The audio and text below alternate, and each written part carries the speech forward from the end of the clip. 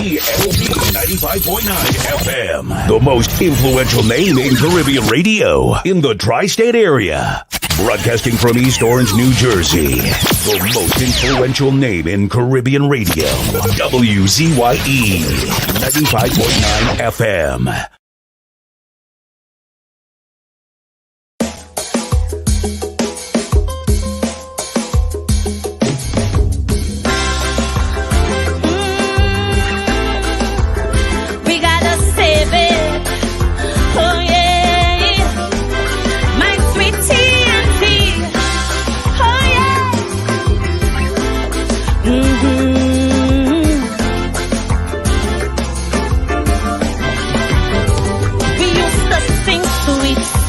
Trinidad, to leave here, boy, you must be mad.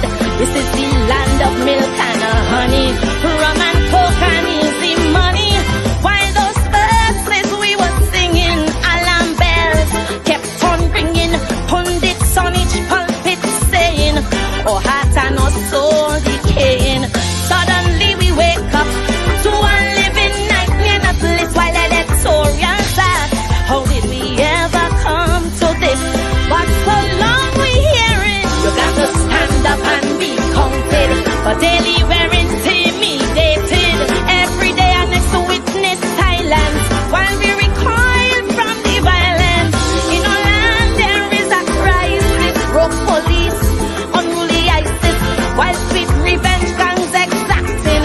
Police commissioners still acting. Tobago, it's high time we separate the goat from the sheep. Tell them talk is cheap. Reporting the world when we have to reap. While them police busy playing hide and seek. We're facing the world when we have to reap. Hey, oh yeah,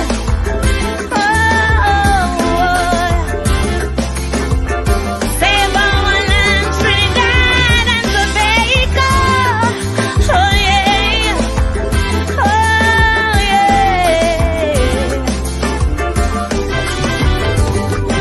In our schools, kids getting on.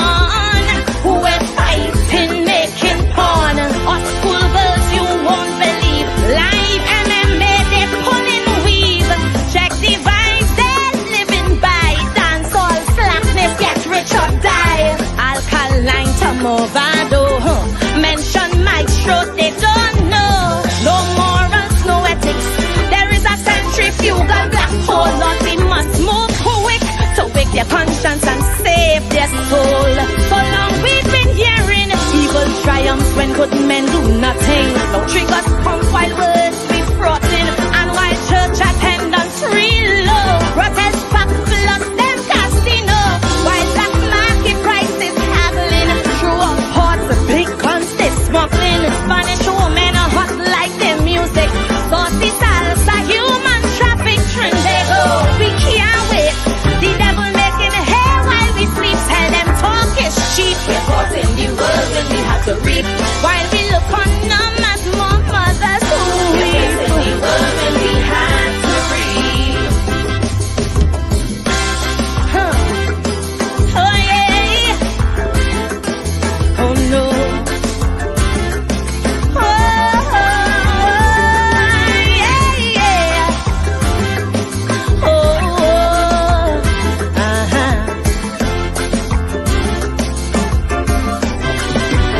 Now the nation's soul has been revealed. How they find Shannon Banfield. Busy street, yes, in our city. Killed by beasts who show no pity. Now there's fear and trepidation. What is happening to our nation? So I pray this one infraction will propel us into action. Tobago, the time is now. We have to take our country back while these monsters flow. We cannot run from their attack. That is why I'm still saying, time to stand up and be counted. Our young girls, they're being hunted, not for jobs by institutions, but by clubs for prostitution. While for new gas, some arranging on the seas, cargo exchanging in the Gulf, drugs, guns and women, and the Coast Guard cannot stop them. Tobago, the time is now.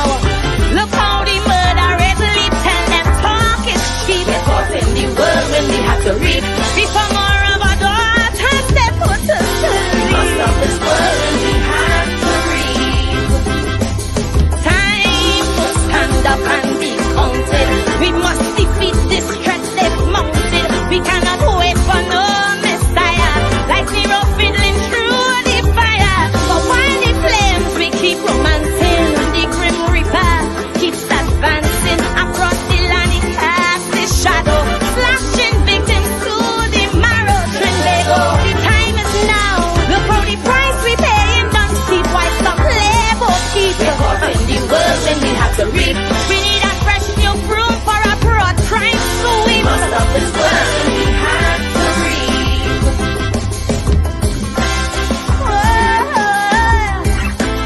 Save our land, Trinidad and Tobago.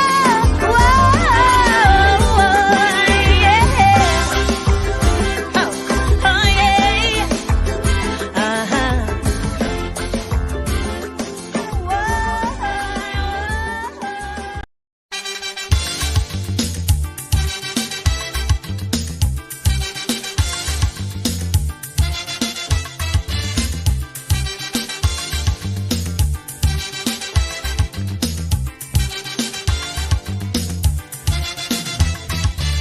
I say you get up one morning, your elders have something. You don't know how they get it, but you want to use it. But if you ask them old people to get the things what they went through, ask them this any day, and your parents sure to say, black man have to keep on jamming, for black man to get a little something. Make up your mind, brother, that you're able to get a pulley and jam with the devil. Why? Black man have to keep on jamming, for black man to get a little something. Make up your mind, brother, that you're ready to swim offshore and hold your boat steady. Black man have to keep on jamming, for black man to get a little something. So when you're here, you get a little something. With that dragon eye, you keep watching, because I don't tell you already. Black man do get nothing easy.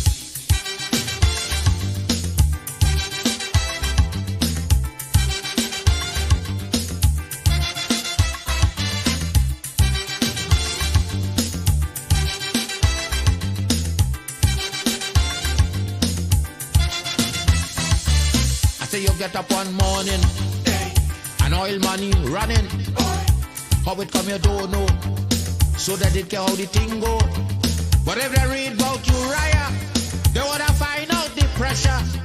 How we get so much old hell to get a penny from TLL. Black man have to keep on jamming, for black man to get a little something. You got to take up your own cash money, pay people for your own refinery. Black man have to keep on jamming, for black man to get a little something. Make up your mind to be a magician, to make money out of scrap iron. Black man have to keep on jamming, for black man to get a little something. So when you're here, you get a little something. With that eagle eye, you keep watching, because I don't tell you already. Black man don't get nothing easy.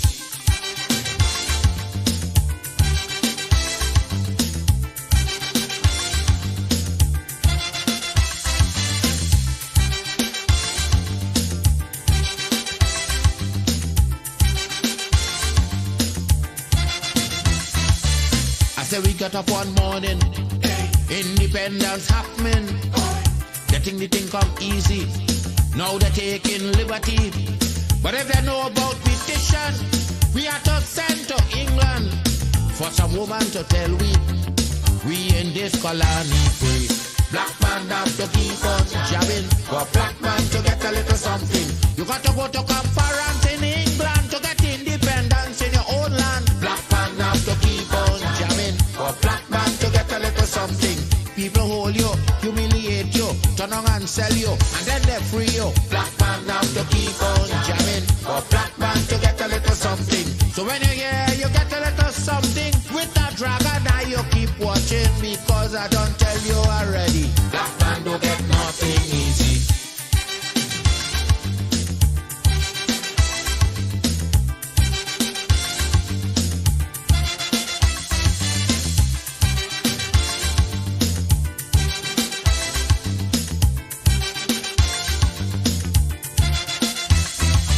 So when a black man gets something, he got to start thinking. You get it there easy. You got to practice economy. From getting licks from the slave master to become the landowner. Brother, it's a terrible journey, packed with plenty brutality. Black man have to keep on jamming, for black man to get a little something. You got to rise up, you got to stand up, pick up your mind, you will always stay on top. Black man have to keep on jamming, for black man to get a little something. You got to go to conference in England to get independence in your own land. Black man have to keep on jamming, for black man to get a little something. gotta take up your own cash money, pay people for your own refinery. Black man after people jamming, for black man to get a little something. Make up your mind to be a magician, to make money out.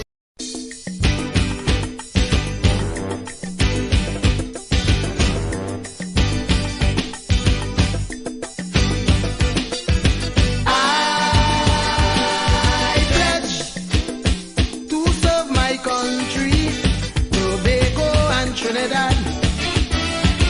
I pledge, now that she needs me, I will work hard. I pledge to serve my country, to give her a brand new start. I pledge my love for tea and tea. All my heart, yeah, boom shogolo bongo dong, yeah, boom shogolo bongo dong, yeah, boom shogolo bongo dong, yeah, yeah, yeah, yeah, yeah, boom shogolo bongo dong, yeah, boom shogolo bongo dong, yeah, boom shogolo bongo dong. Now everywhere I turn, people saying, Lord, Trinidad. Yes, everywhere I turn, all I hear in God, things bad, bad, bad in Trinidad. They running away to their foreign countries. Lord, they're doing for them what they should do for we. They telling me that I should go out there. No way. Because I pledge to serve my country, Tobago and Trinidad. I pledge, now that she needs me, I will work hard. You abuse her when things was nice. Now you're crying, Lord, things hard in Trinidad. Now you have to sacrifice out your flying gun. Things bad, bad, bad in Trinidad. You want piece of the apple, you yeah, it's sweet. You don't want no more truly mango to eat. You're still telling me that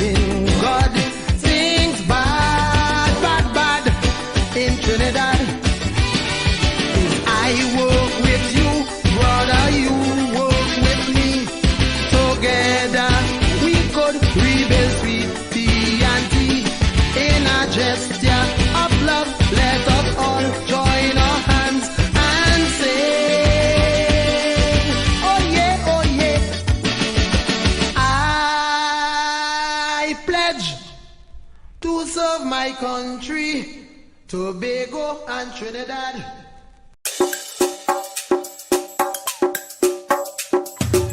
Keep me as the apple of thine eye.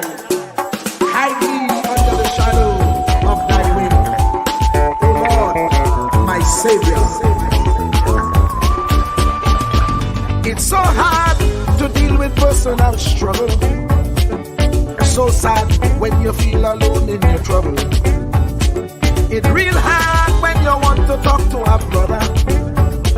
It's so bad because of how some look at you after. So Jesus, cover me while you fix it. Cover me while you fix it. Cover me while you fix it. Jesus, cover me. Cover me while you fix it. Cover me while you fix it. Cover me while you fix it. Jesus, cover me. Cover my head.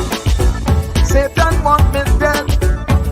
Cover my back from human attack. So Jesus, cover me while you fix it. Cover me while you fix it. Jesus, cover me while you fix it. Jesus, cover me. People see you smile, but don't know the hurt that you're feeling. Even as God's child, at times your heart does be bleeding. Where can you go when you're really looking for healing? Who know how to flow when your soul needs some restoring? So Jesus, cover me while you fix it. Cover me while you fix it. Cover me while you fix it. Jesus, cover me. Cover me while you fix it. Cover me while you fix it. Cover me while you fix it. Jesus, cover me. Cover me home from evils unknown. Cover my feet so I'll never retreat. Oh Lord, cover me while you fix it. Cover me while you fix it. Cover me while you fix it. Jesus, cover me.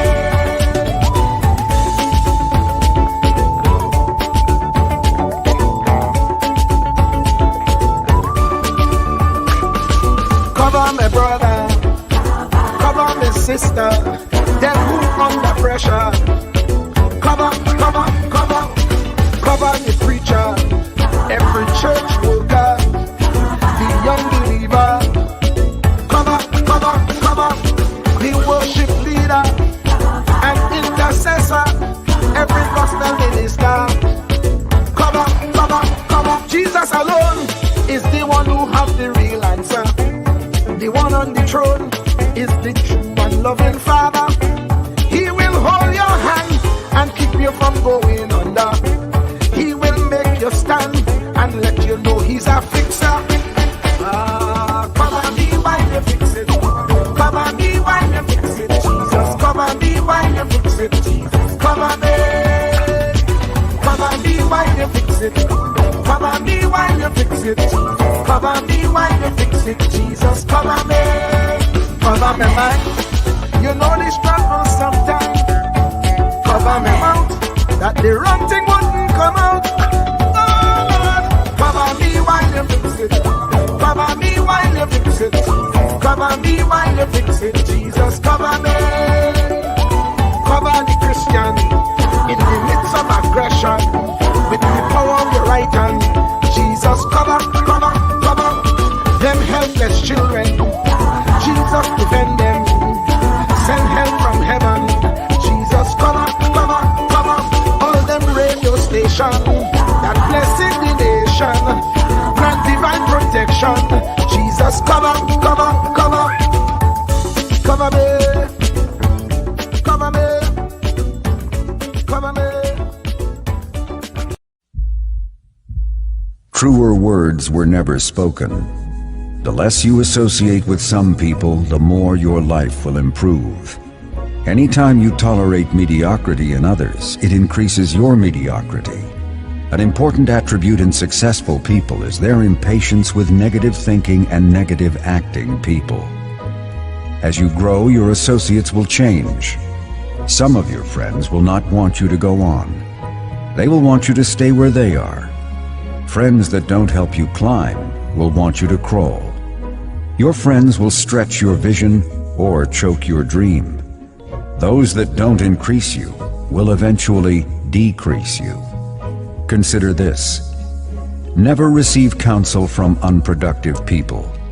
Never discuss your problems with someone incapable of contributing to the solution, because those who never succeed themselves are always first to tell you how. Not everyone has a right to speak into your life. You are certain to get the worst of the bargain when you exchange ideas with the wrong person. Don't follow anyone who's not going anywhere. With some people you spend an evening. With others, you invest it. Be careful where you stop to inquire for directions along the road of life. Wise is the person who fortifies his life with the right friendships. If you run with wolves, you will learn how to howl. But if you associate with eagles, you will learn how to soar to great heights. A mirror reflects a man's face, but what he is really like is shown by the kind of friends he chooses. The simple but true fact of life is that you become like those with whom you closely associate, for the good and the bad. Note, be not mistaken. This is applicable to family as well as friends. Yes, do love, appreciate, and be thankful for your family, for they will always be your family, no matter what. Just know that they are human first, and though they are family to you, they may be a friend to someone else and will fit somewhere in the criteria above.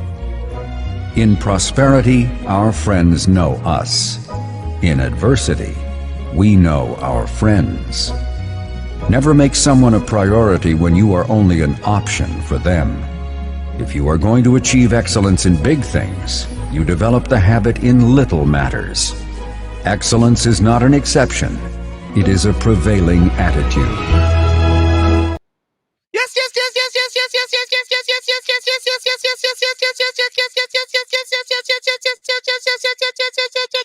Let me say a special hello to all the WZYE 95.9 FM listeners. Of course, ladies and gentlemen, it's in the village to the DAT Triplets on WZYE 95.9 FM. And of course, we come to you every Tuesday, Thursday, and Saturday from 7 to 10 p.m. That's Tuesday, Thursday, and Saturday from 7 to 10 p.m. And of course, you know when you come in the village here, it doesn't matter what color t-shirt you have on.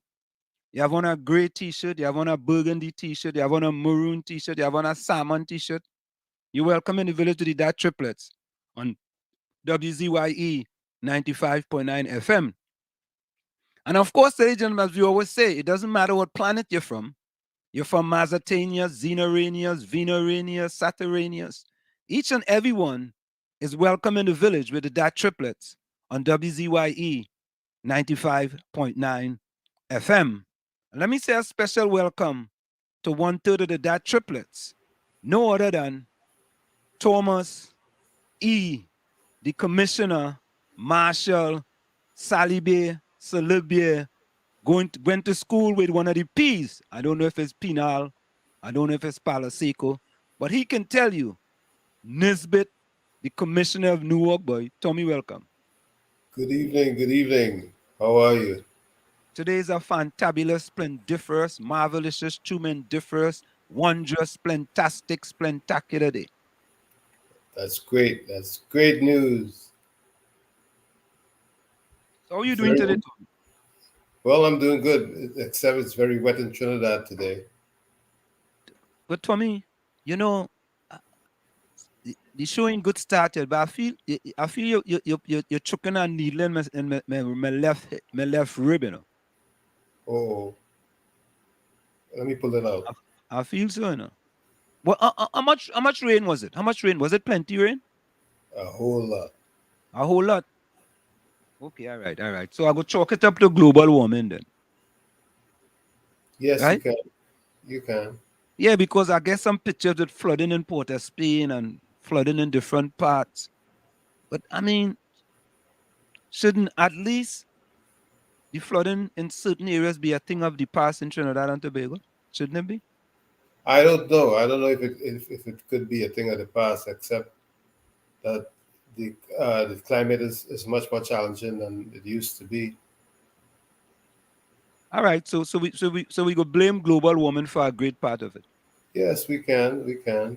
Okay, isn't it something that we could be ready for, knowing that the weather people tells us I mean, how much rain is to be expected? Isn't time we doing something to capture some of that rainwater and recycle it and turn it into usable water and all that type of stuff? All of that. I mean, you can take a proactive approach. Yes, of course. Yeah, I mean, let me try something now, man. Let me stop spending money in all these big buildings and one set up building here and building there, and let me be proactive, man, for the betterment of the country. You know? I But for agree. me, I don't know, but I'm looking at the chat, and I just want to make sure I'm correct. The first one was highly. Yep. What boy? And then, All and right. then you All love right. doctor. Then what boy? Hey, let me get them fellas a round of applause because them fellas stepping up the game, boy. I like that. Only take this. Take this.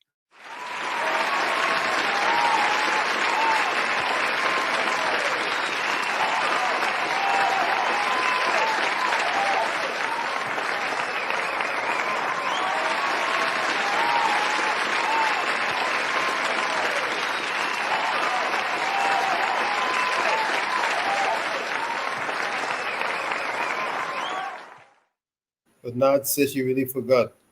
Who said that? Not the Did you forget? she forgot. She forgot. It was a Because show. today's Tuesday. Yeah, well, I guess with enough going on in the country, it probably. Oh, Oh, yeah, boy. Highly jumping first, boy. Highly welcome. What happening? Early, boy. Blessings and love. The man come first, boy. Next is the love doctor, yes. Good night, brothers and sisters. Love in the house. Great love is all I bring. Oh, God. Well, yes, boy. First time, you know. One tour, right? mhm. The mail starting to show up, boy. Sending out warm love on this cold and rainy day to all the ladies. Wait now. Wait, what cold? It cold in Trinidad? By Trinidad standards. What is cold? 80 degrees? Hmm. Eh?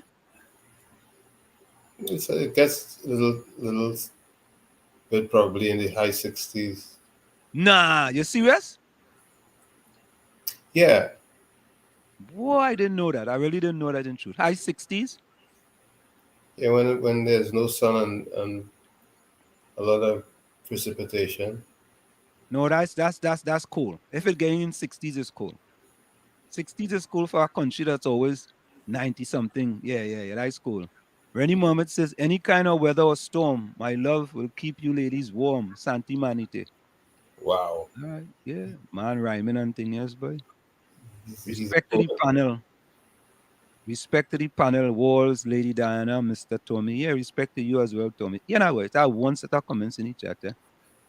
Oh boy, highly. Fellas in the rightful place on top. Oh God. Yeah. Yeah. Nadia, good night, everyone. Yeah, Tommy, as you said, Nadia said, I really forget today's show. Whereby Nadia, them fellas will be sitting and waiting. You know what I mean, Tommy? Yeah, Nadia, Highly, I know enough is happening to make yeah, you forget, but because we excuse you, my dear. yeah. Highly on the love doctor sitting waiting, boy. Just waiting patiently. Yeah, Nadia, good night to you. Tommy, good night. Good night. Yeah. Diana Benskin, good night. Good night for Diana. Katisha, Judy, Lana, Rose, Miss Coover, good night to them as well. Rennie Mohammed, good night. Albert, Ken, John, Hailey, Ellis, Troy, Vonnie. You know, Tommy, we're supposed to have an interesting discussion tonight with former senior superintendent Johnny Abrams, Right. right? And he's a very colorful person. I put it that way, I right? remember. Yes. But I heard he's got a lot of things done. He was a no nonsense kind of fella. Albert Montano, I Nadia, yeah, yeah. Albert says senior superintendent area at Central under control. Crime was done, but the people in charge didn't want him. Where we go find out all of that? We have a high crime rate because the authorities have something to hide. The best police officer in Trinidad and Tobago, senior superintendent Abraham. Yeah? Yeah, well, we go find out tonight. And we're doing that interview via phone, because I mean, you know what I mean? We had to take what we could get. I'll put it that way. Correct. Rachel Raquel Mohammed, welcome. Rachel is someone new in the village. Rachel, welcome. Welcome to the village, Rachel. Only welcome Rachel to the village. Very good. Just Montreshan, my Kenyan friend, welcome. Judy, welcome. Blessed evening, village families, all beautiful ladies and gents. Thanks, universal blessings, guidance. We all gather here. Yeah. Same to you, Judy. Yeah, we gather here like a family from all different parties, all different background, all different shapes, all different colors, man. This is where we just gather in the village. Yeah. Looking forward to hearing from former Senior Superintendent Abraham. Tell us about the police service. Yeah, we want to talk to him about information about the police service. What are some of the things that he see that has gone awry? Why is he sitting on the sidelines? A man with all that knowledge. The man have retired, for years now, and it's like he's sitting on the sideline twiddling his thumbs. You know what I mean? I sure you want to be involved still. Absolutely. Nadia, darling, to Keisha, blessed evening. Good night, Albert. Hi, yeah. Yeah. Albert sending all his separate evenings to everyone, and good evening. Evening to Albert Montano, Rennie Mohammed Hailey, and all others in the village, yeah. Nadia said, Judy, with the rain. What did the rain do with you, girl? We had a lot of rain in Diego Martin. Or had any flooding in Diego Martin, Nadia? Any flooding? Yeah, and most of all, great host, Anthem, Diana, and Tommy, present evening. Thanks for another blessed, beautiful day. Yeah. We had to thank God for every day, Sometimes we just have just different things. It's Judy says, I love the guest this evening. Very interesting indeed. Yeah, it's going to be very interesting because, these people, boy, these people should be hearing more from these individuals who have been very successful. Absolutely, because these men with all this knowledge, and when they retire them, they just seem to want to forget about them. And that's sad, Tommy, I saw they were honoring Brian Lara in Australia. You know what I mean? Imagine that. Huh? I said, imagine that. And I'm like, I mean, Brian Lara is like an icon. I mean, one of the world's greatest batsmen ever. And Brian Lara is like a non-entity in Trinidad, man. Well, let me not say he is. It appears to me that he's a non-entity. Maybe other people can correct me. But I mean, he's an icon here because there's the Brian Lara Stadium, there's the Brian Lara Promenade. Yeah. Two major landmarks. Point well taken. But Tommy, as you say that, I want to start something real quick here. You just kind of made me come out to a point here, and I'm going to use my wall in or wall out. Are you wall in or wall out on the Piarco Airport being named the Dr. Eric Williams Airport? And that's why that is.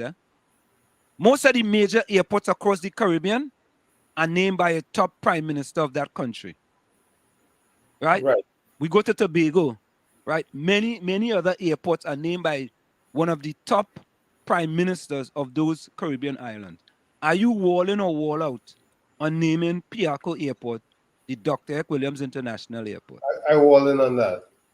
Correct. I'm walling to myself. So we could hear from the people in the chat. Are you walling or are you wall out on naming the Piarco Airport the Dr. Eric Williams International Airport? And you could tell us, let us know, why you're walling, or you could just tell us you're walling or you're wall out.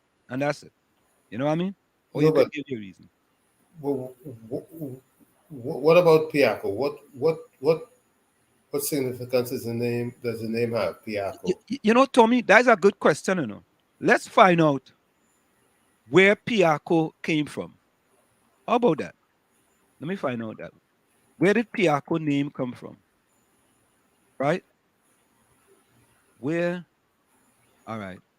Where is the name Piarco Piarco Airport?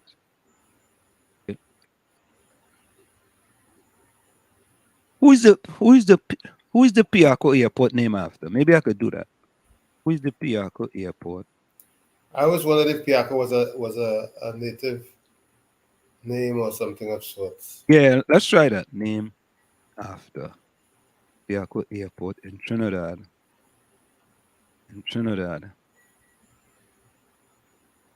Named after. Let's see what it comes with. Hold on.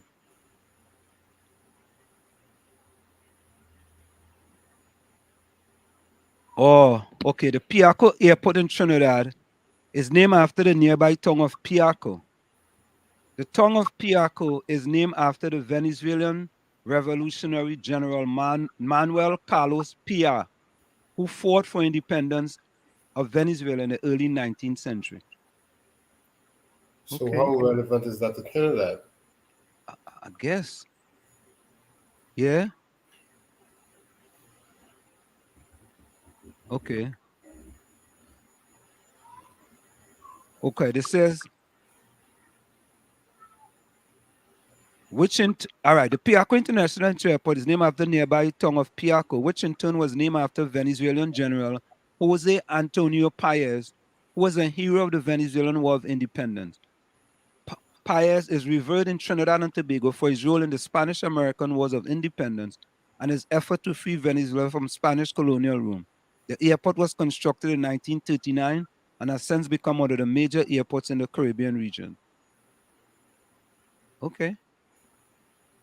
So Tommy, we have an airport that basically named after Venezuela. Oh God. Well, yes. Venezuelans fought in the Spanish-American War. Tommy boy? I don't know, boy. And Tommy, to me, Tommy, these are things Trinidadians and them should be marching up and down the highways and byways for. Right? They should just fix that. Huh? They should just fix it. That's it. We have an airport, you know. Yeah? At least Rennie say you're gonna pop a Guinness. Hey, be careful with them Guinness and them, you know. Yeah. Yeah. Eileen, Rennie playing paid. At least say ain't Rennie man is stop. Yeah. He sent a special good night to yeah. Diego Martin have plenty rain. Yesterday and today it was good. Yeah. Rennie, Nadia, if Dr. Love can be there in person, I could always send a warm love via the cell phone. Dr. Love diversifying, you know. He's sending cell phone love too. Yeah. Trinidad Margo, welcome. Yeah. Trinidad Margo. Yeah. Yeah, Curtis Montresad. Trinidad Margo says, PEP policy, capture the water by making reservoirs, hold that water, treat it, then distribute it. That's a great idea. Is that, Trinidad Margo, is that part of Philip will fix it?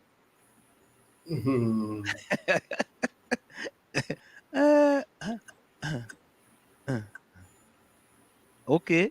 Eileen says, Anselm, don't get tired up. I went Costco and all kind of thing before I went on YouTube for the day. All right. Okay. All right. You do some work. Yeah. And Nadia said, yes, Anselm. You know, Tommy, here the other thing, Tommy. I just try to understand people, and sometimes I think maybe it's me, Tommy, let me move Nadia thing there. I want to ask you a question. Go ahead. When you look on the screen there, before Wall Street, what does it have? My name, right? That's right. Handsomely born, right? That's correct. So I don't know. People in a certain chat in Trinidad saying, "Oh, I don't know your name. Your name is handsomely born," and I'm like, "Okay, that is my name." It's like if I'm trying to hide my name now, right? And it's like, don't call him Wall Street, call him by real name. Like Am if I you have a supposed problem, like if you have a problem with that, correct? Am I supposed to be offended if you call me handsomely born? but that's your name. Oh God. Hey, you know boy. Them people, them people and them boy, they's the best, but I like them too bad. They just I don't know what to say about them. Sometimes you So, gotta leave them alone. congratulations on that gold medal 8 years ago in You know, France. Tommy, as you say that, thanks a lot. It was funny, Tommy. I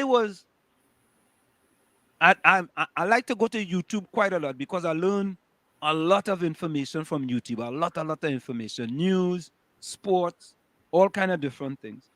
And I peruse in YouTube, and I see this video says men 55, 1500 meters. And I say, boy, wait now.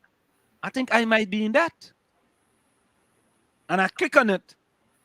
And lo and behold, I've never seen that video before. The first time I saw that video was earlier this week. And, I watched it 10 times already. Of course you will.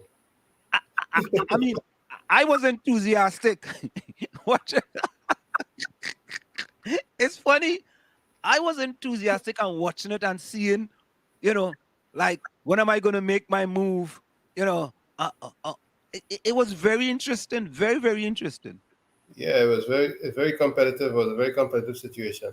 Yeah, And and Tommy, I asked myself this. I said, boy, I said, boy, that was a real fast time around there, I telling myself this, I said, but boy, and I was 55 them time, people say, oh, well, know your age now. I don't hide my age.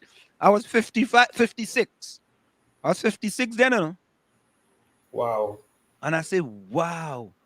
I said, wow, boy, You time represented, flies, boy. you represented the United States, I saw. And that is a point. So I send this out, and my good friend in Tobago, Dr. Winford Devine, Dr. Winford, wait.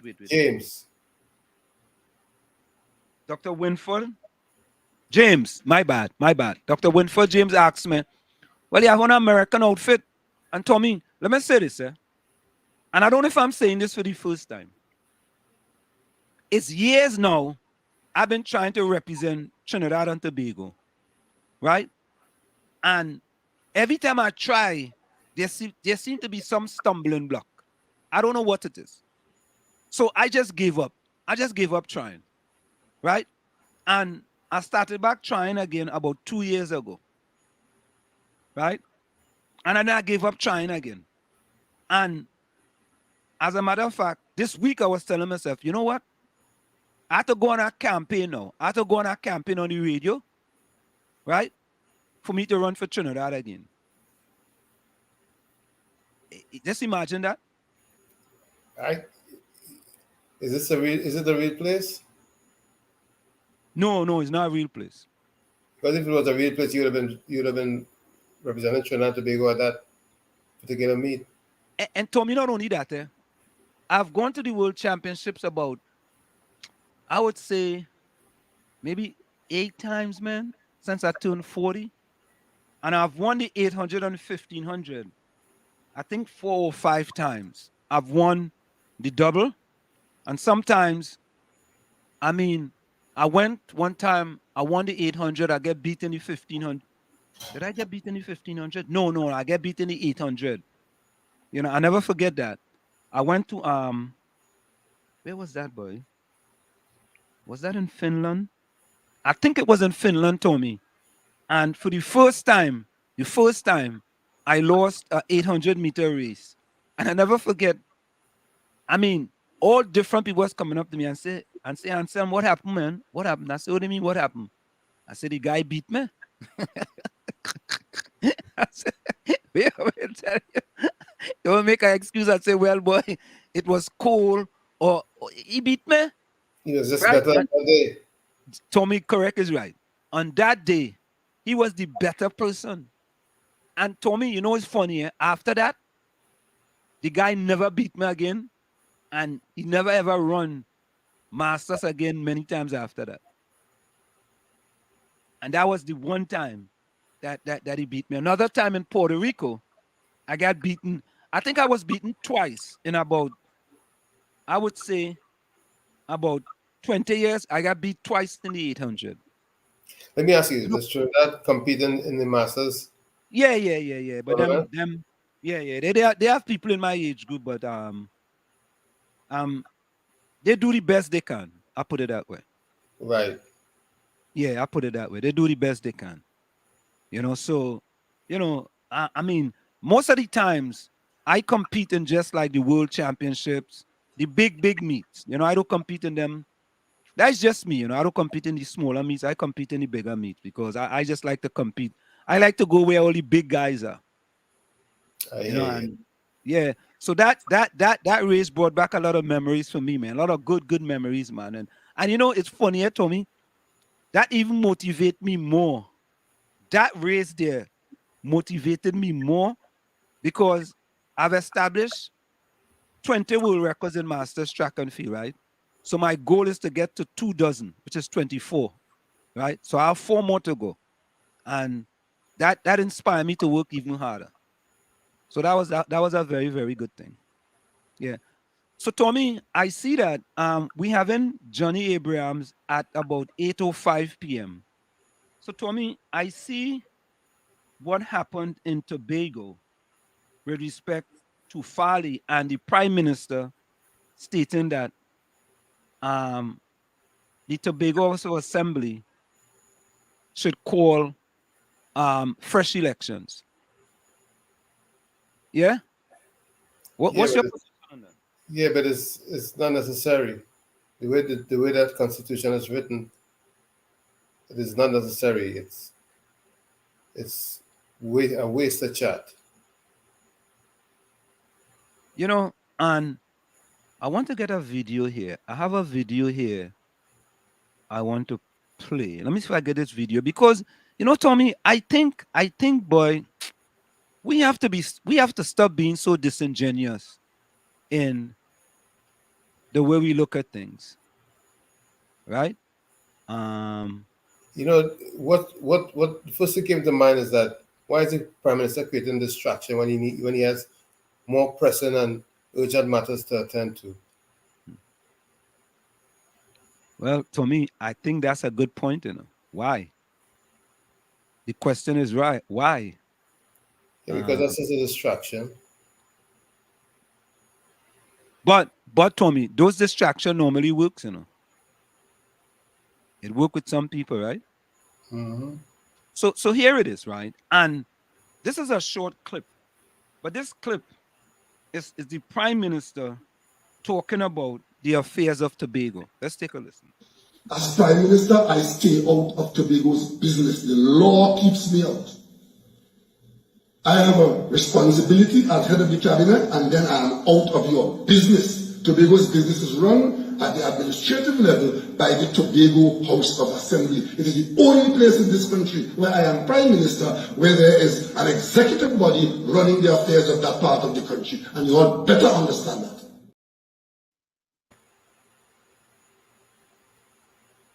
If he understands that, well, then he shouldn't even be calling for no fresh elections in Tobago. But Tobago's THA constitution doesn't mandate a fresh election in cases like what occurred with the PDP. But Tommy, here is the thing, and we it's both sides of the politics. Tommy, so let me digress quickly here. So I call a radio station today, and I give them the drawbacks to stand your ground laws, right? It's a station which is more predominantly P&M, right?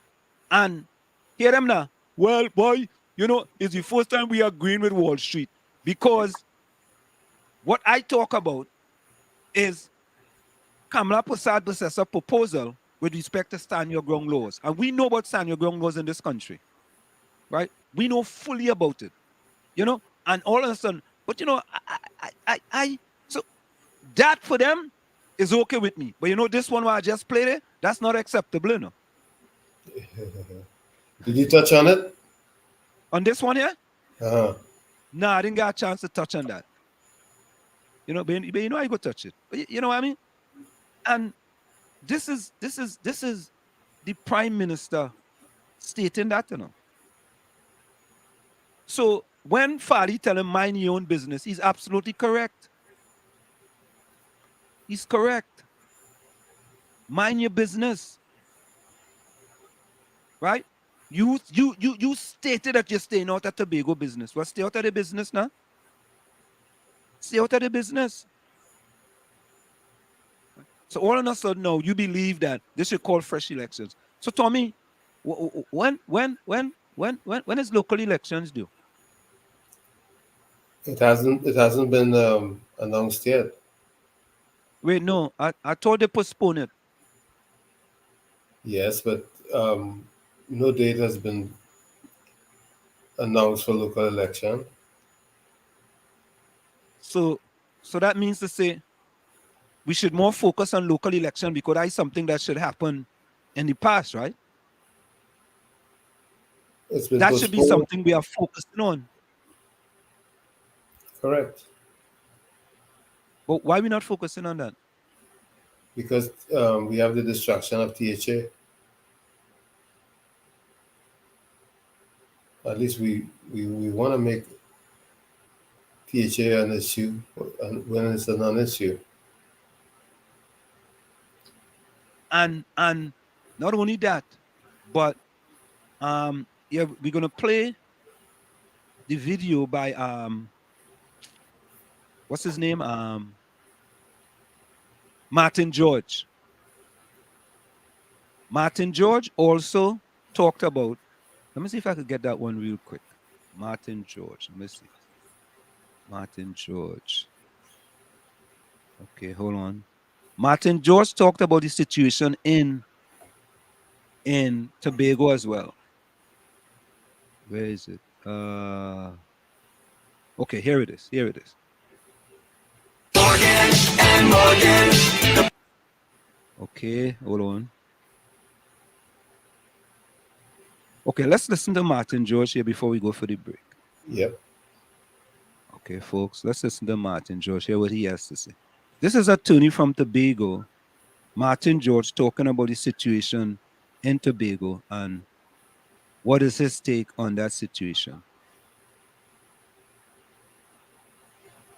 The issue has arisen as regards the recent call by Dr. Rowley in terms of his call to Mr. Farley Augustine and the members of the newly formed Tobago political party or Tobago People's Party to call fresh elections. Dr. Rowley has said that, look, they need to get a fresh mandate from the electorate because he's basically saying this is not what the people of Tobago voted for when they voted them in a PDP ticket. Now, that might be technically correct, but the question is, what is the position from a legal perspective? From a legal perspective, the THA Act is radically different from the legislation which governs the National Parliament. Legislation which governs the National Parliament makes it pellucid that if you enter the House of Parliament on the ticket of a political party and you no longer are a member of that political party, then you must vacate your seat and a by-election is called for your seat. So, in other words, if that had applied from a legal perspective, then of course Mr. Augustine and his followers will have no choice but to vacate their seats. However, the THA Act, which was crafted and drafted after these provisions were entrenched in the legislation governing the National Parliament, there is no such provision in the THA Act. So there's actually no legal imperative or no legal basis upon which one can say you will force them out of office from that perspective. There is, however, the moral and ethical consideration and the moral imperative, which maybe something that Dr. Rowley is adverting to when he says that, look, they need to get a fresh mandate. But again, that is going to be up to the people of Tobago for them to decide if they wish to call upon their leaders to say, hey, listen, we think you ought to do this over and go and seek a fresh mandate now that you have formed this new political entity. So we basically have to wait and see how they wish to treat it, and I guess how the people of Tobago wish to treat it. Because the people of Tobago may very well say, look, we're happy with things as they are. We don't wish to upset the apple cart, you know. But then if there is a sufficient groundswell of opinion and public sentiment to say, listen, hey, you need to go and validate this, mechanism and this party that you have now formed by calling fresh elections, and if there's an overwhelming outcry for that, then I think the moral and ethical imperative will eventually compel Mr. Augustine and his supporters to do so. So there you have it, Tommy. You get a legal opinion. So stick and stay, folks. We're going to go for a short break. It's in the village with the DAT Triplets from WZYE 95.9 FM. Come every Tuesday, Thursday, and Saturday from 7 to 10 p.m. Tuesday, Thursday, and Saturday from 7 to 10 p.m. We'll be right back after this show. You're listening to WZYE 95.9 FM. You are listening to WZYE 95.9 FM, the most influential name in Caribbean radio in the tri-state area. Broadcasting from East Orange, New Jersey, the most influential name in Caribbean radio, WZYE 95.9 FM.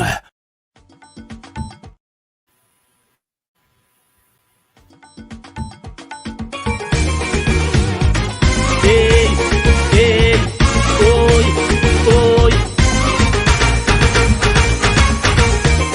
Hey, hey, oi, oi. In Trinidad and Tobago, politics was we and them. That was never meant to be so, according to the anthem. But ethnic insecurity was maintained to divide us by some people in the country to sow the seeds of distrust. But we have bought a new system within the community. Now what used to be we and them has now become only we. From now on this nation is we. From now on it is you and I. From now on it is unity. From now on we flying high. All the races have come together to build a better country and create a brighter future for the whole society. The we and them thing is no more, because it is plain to see in this country from shore to shore the community is we. No more we and them, from now on this nation is we. No more we and them, from now on this nation is we and we and we and we.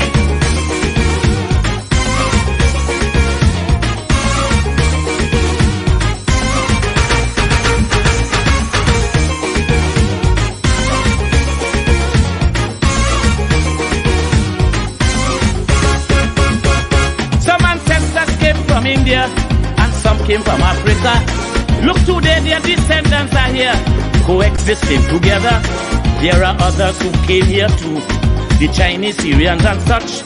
Native people are just a few in this land that we love so much. But the politics of the day and the love for a party cause people to begin to say them is them and we is we. From now on this country is we. From now on we all shall be one. From now on that's how it shall be. From now on all division done. And of course, we are back with you. It's in the village with the DAT Triplets on WZYE 95.9 FM. It's all about we people, we people.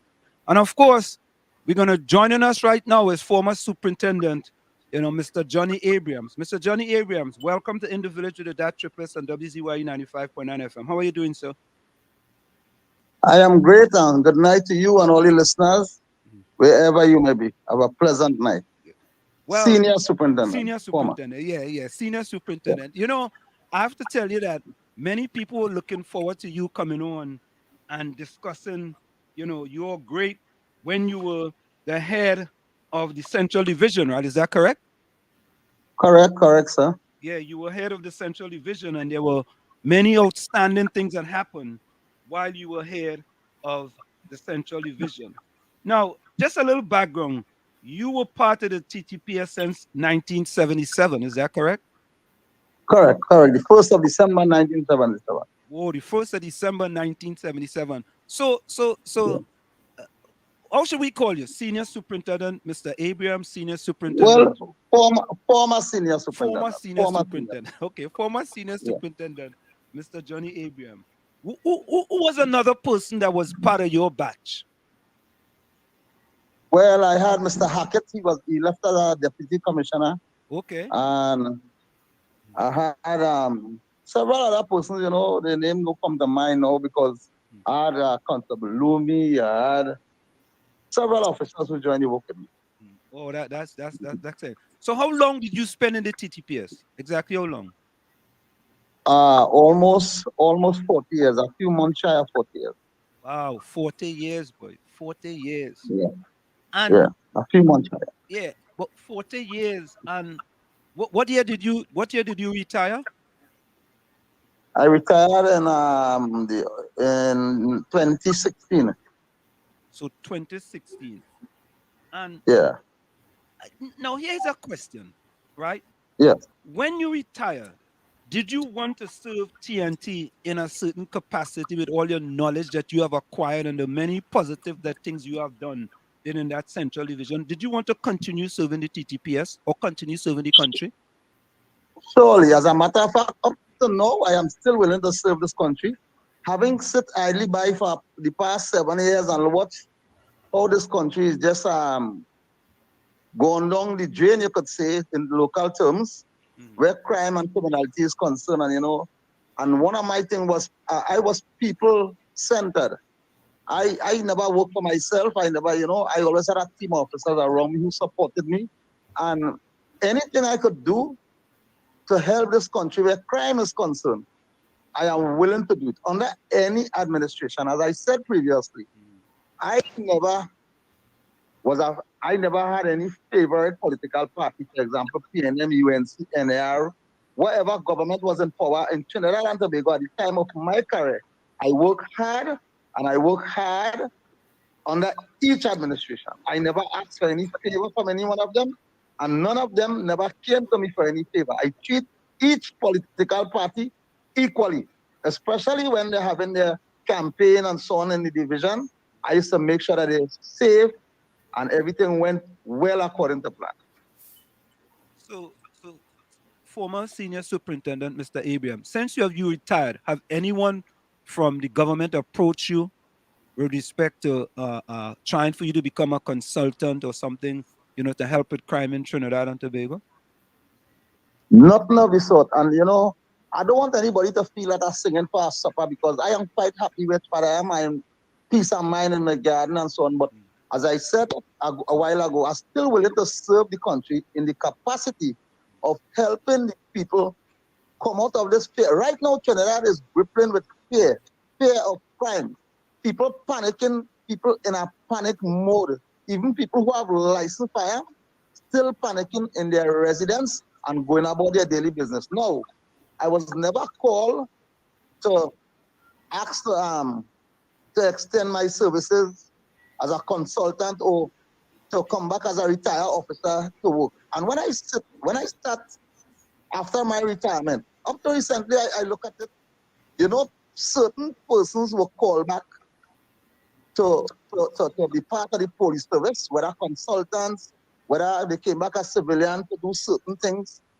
They never even called me one day to come back. And I will tell you something. When I look at the people who they bring now, people vex with me in this country right now because just the other day I opened some fire under some of the senior officers behind. So you see they get rolling now, right? Everybody get rolling because they think out of hand right now in Trinidad where crime is concerned. They never call me back. But when I look at the persons who they call back to serve and getting a nice salary together with their back pay and whatever allowance, that don't bother me really. It don't bother me. But what hurt me is to see that persons who were called back wasn't even quarter of my caliber, was not even quarter of my caliber. And I could sit here and debate that with anybody in any part of the world. We could have neutral ground and they ask questions, the both parties they interviewing, and I sure I will come out on top because I have track records that plenty of people in this police service don't have. And listen, mind you, I joined this police service with a school leaving certificate. Plenty of people in Trinidad and Tobago and worldwide don't know what is a school leaving certificate. It's a simple test you do when you're in primary school. And I joined the service for that. But there are people with degree now in this service. I am not saying they must be done to be a police officer, but you don't have to have a degree to be a police officer. Police work is about on the street, dealing with the public. And the definition of that is for public order to suppress crime and other infraction of the law, to make the country safe and to protect the citizens of the country. It's not about degree and who have the most degree to be promoted to the rank, to the higher rank. What about the man who is sweating day in, day night, going to court, making cases, arresting offenders, taking firearms and drugs off the street, have the place quiet and peaceful? That man has always been bypassed for promotion. And these are some of the issues that plague in the police service right now. You have people, imagine you have people have 25 years service, almost ready to retire from this job, and they're still constables. And then you have some person who just had 10 and 15 years service, they way up the ladder already because they had a degree. More than that, the service is so divided now, you wouldn't want to believe me. I don't care who will speak me, I don't care, I'm speaking the truth. And you could go to the ground and ask the officers on the ground. Imagine you have let's say for example, you have a assistant superintendent. He's an acting sup, an acting senior sup, and an acting ACP in one. 3 in 1. That'll tell you how promote. Three posts in one, God. That'll tell you how the police service is now. That is to tell you how the police service is going where promotion and is not equitable. It is not equitable. So that's some of the issues plaguing. And then you will hear that police officers dejected. Look, 4%, 2013, 2014, 2015, 1%. 2016, 2017, 2018, 2%. 2019, 2020, 2021, 1%. That's 4% for that period of time. Which person in this world working for $100 more on the salary? Which person? You tell me. And they expect you to put out 100%. And when you look at certain areas in this country, people getting 2 and 3 times salary raise a salary at a maximum amount. No, Go ahead, Tommy. We have another co-host, Tommy. Tommy's with us. Go ahead, Tommy. Yeah. Yes. Can you hear me? Can you hear me? Senior Soup? He's hearing you. Yes, I'm hearing you. Go ahead, Tommy. Do you believe that there's a problem with officers' moral at this point that's affecting their service to the country? Moral is very, very low.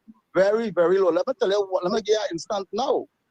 Recently, police officers, as you will know in Trinidad and Tobago, will work. Carnival starts really sometime around September with a set of fete and all the different activities.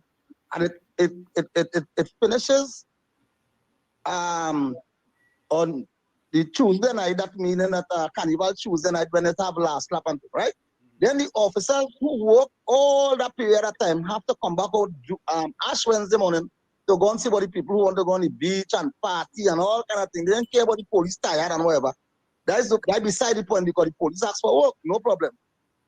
The officers used to get 4 days carnival leave, 4 days off after they work that maximum hours. Now they cut it down to 3 hours.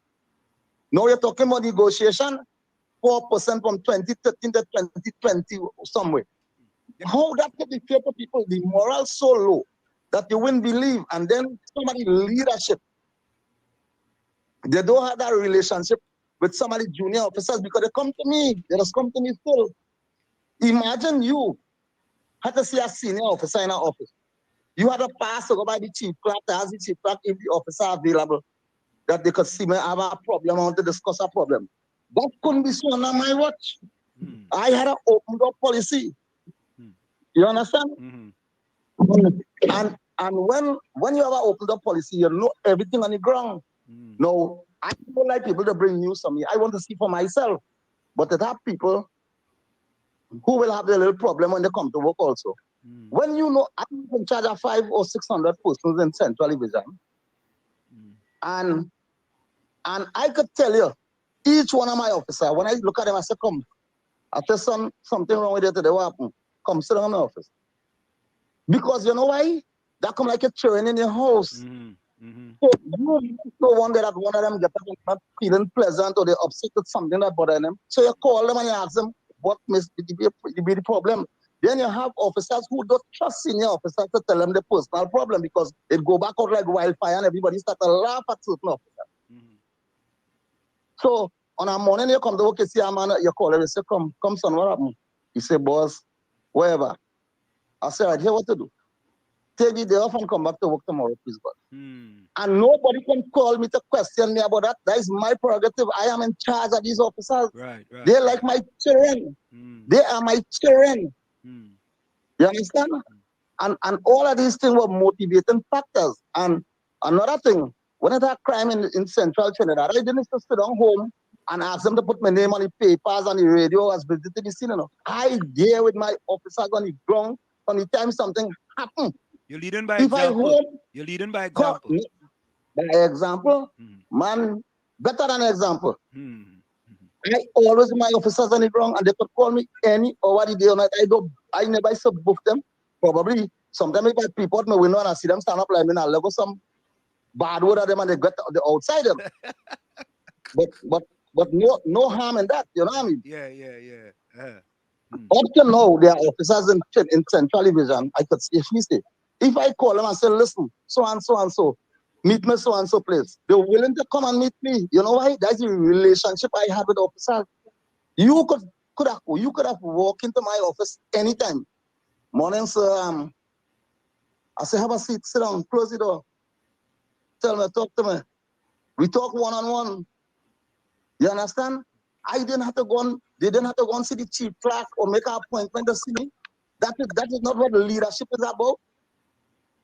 You understand? Police work is outside the office. The administration part, yes, you must do it. You come in the office in the morning, you deal with your papers and whatever you have to deal with your files and so on for 2 hours, and after that, you're on the street because police work is outside on the street. I hear everybody talking about crime plan, and what is your crime plan, and what is your crime plan. I never had a crime plan. Never had a crime plan. And if I have to do it over, I will not have a crime plan because bandits don't have a crime plan. They will get up in the morning and say, we're driving on the road, we're going to look for food. And the easy opportunity they get to rob somebody, they will use that because they see a soft target. It's the same thing the police have to do. The police have to be on the street every day, not because they have a robbery on Shoguna's main road today, you put a set of police on the main road. No. That. You have to be in places where they least expect you. All right. A typical example is that Central have 4 major points to come into Central to commit crime. A lockdown St. Helena Junction by the KFC. I lock down the boulevard by where they make the new Piaco Road and a vehicle by somewhere by the Christian side. They lock up the whole Northern Division. You lock up the whole Eastern Division. They can't come in to do no crime. Then south, you lock up Plaxame by the fish market on the old road, and you lock up the highway at Plaxame. You lock up the whole south, so Central on the own now. And then you have vehicles inside, doing the inside perimeter. So if a man coming from south to commit a crime and he see one police vehicle and he see the next one, he said, nah, we turn back. A man coming from north, he see a police vehicle, he see one day, he turn back. So you had preventive measures in place and you had visibility for people to see. And they're telling themselves, you know what, I go in somewhere else, not here. And then again, I used to go on the television and warn them, you know. I tell you, I say, listen, do not come Central Division and commit no crime. And if you commit a crime and you get away, thank God. But if you commit a crime and you get confronted by my officers and you don't surrender, we deal with you decisively. Cancel Christmas, it's over. Well, that is it. That is it. You understand? So the point I'm making is that you could afford to leave 2 police in the station and everybody outside. You know what happened? The 2 police in the station wouldn't have no report to take because why? People see the presence of the police outside, so they won't commit no crime. But former senior superintendent Abraham, Yes, look how easy you explain this thing here. Why is it? yes, Why is it your knowledge and expertise, right, cannot be yes. utilized with things that you have done that was so successful? Is it politics? What is it? What is it? Tell us what But you think it it's is. just because his name is Johnny Abraham, and nobody don't want to follow that pattern because they will say, boy, everybody will say we take Abraham style. And yeah, you have nothing to do with that. What we're dealing with now is a fearful society. Correct. Business people business people afraid to invest more in this country. Foreigners afraid to come in to invest. People who have business here want to leave the country and go. And I know if government ministers listen to this, they will say, well, what kind of man he is bad talking the country? But the reality is reality. Right now, the people in this country are so fearful. People in their house like jail. Imagine, that is why you see sometimes there are house fire and everybody in the house burn to death. You know why? The amount of burglar prop they have in their house. No, I am not telling you not to secure your premises. Because by the time we're living in, you understand? They're robbing the doubles man in the house. A man selling coconut, they're going to rob him in the house. A man have a little parlor, they're going in the house and robbing him. And this is the next thing. The fair crime in your home is worse than if they come by the bank to rob you when they take out your money. You know?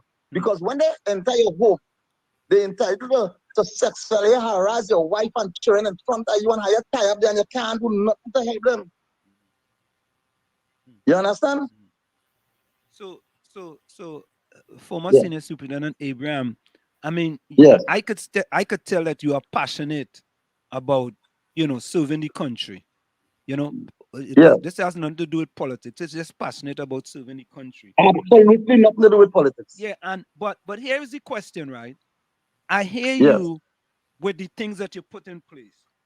But what about, you made a statement, right? Chaguanas have the worst set of officers working there. What about the officers, though, that are corrupted? Okay. What about those officers? When I really said that, it was a kind of passionate speech because I was very upset with the Settle Home invasion. But there are good officers in Chaguanas police station, and I wish to correct it now. Right.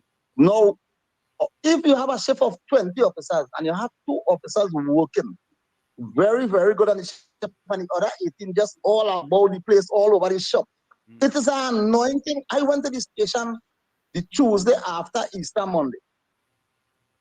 And there was a acting corporal there. He has about 7 or 8 persons on the ship. And he alone actually pulling all the weight.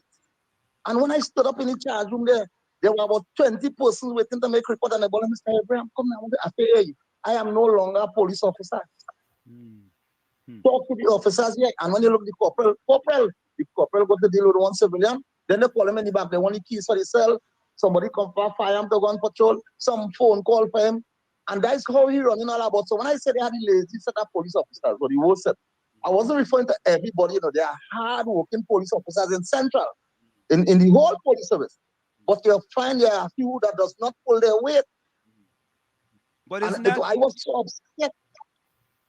Isn't that whichever officer is in charge why that is happening, though?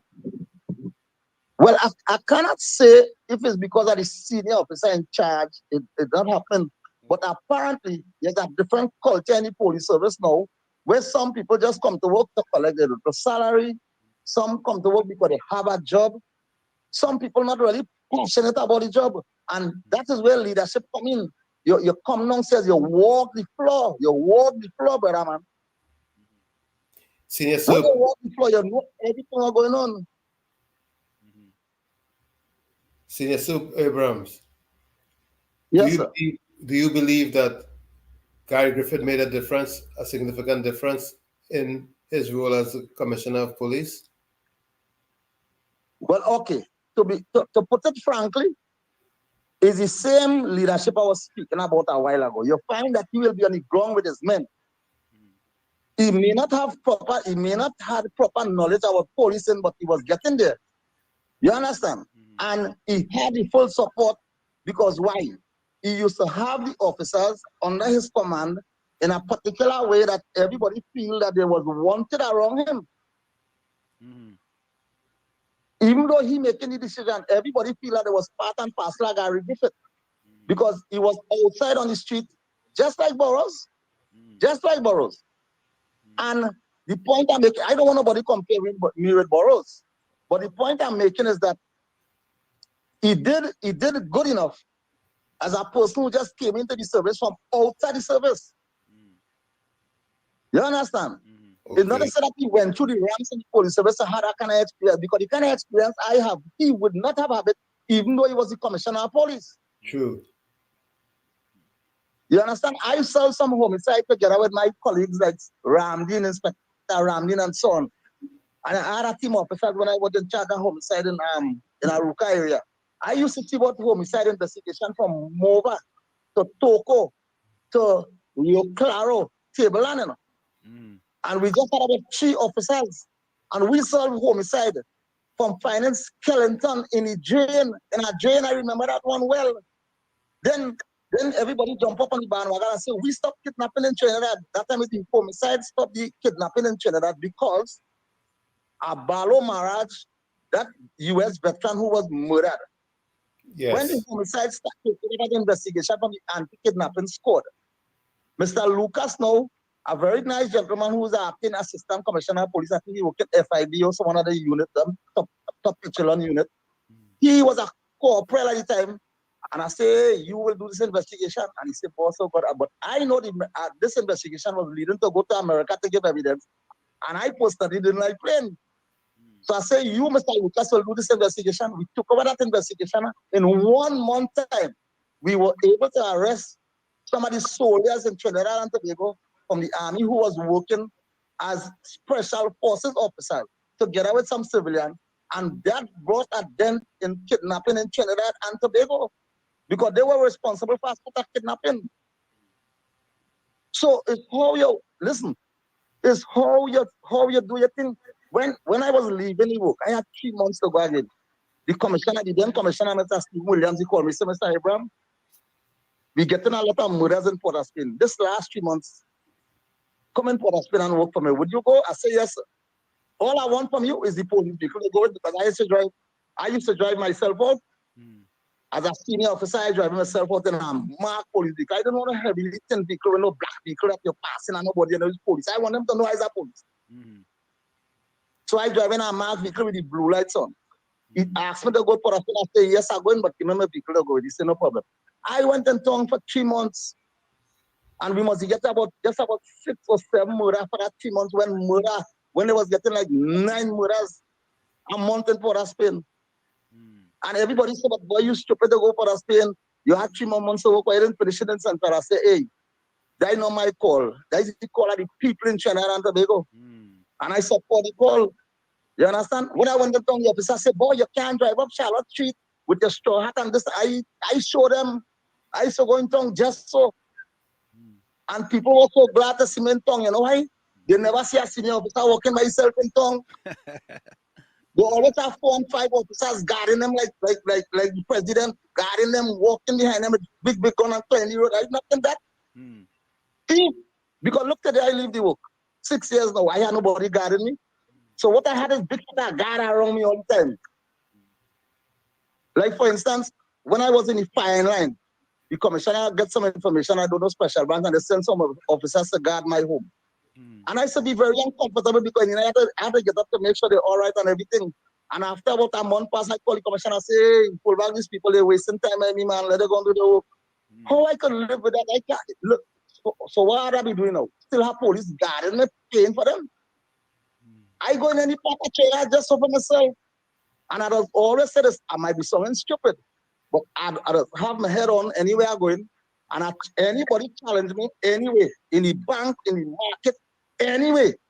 I'm not going on the road just so, but I'm not going on the road just so. So do you still carry a licensed pistol?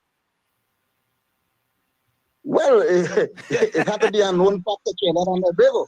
You understand? Some people might shouldn't say that. Yeah. But obviously people in country, nothing don't hide in Trinidad. Nothing doesn't hide. You understand? And I want to defend myself to the best of my ability. Well, I mean, You understand? I totally understand that. And if you had to Yeah. defend yourself and your family, you know, yeah, you have to do that. Yeah. Actually, he would have to be remain. Well, it's the same thing I said in a town meeting recently. Now, with the home invasion, imagine 6 men confronting you and your family, and all of them have on masks. You could have a camera system you want, however, and 6 of them have on masks, heavily armed.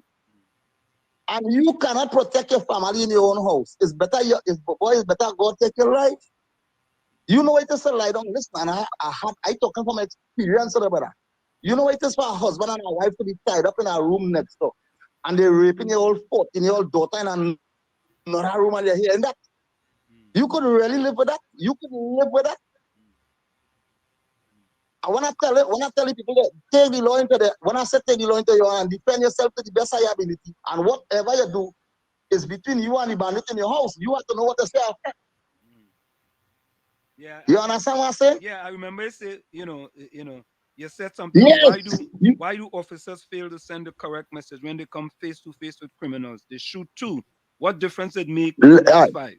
Let me tell you something.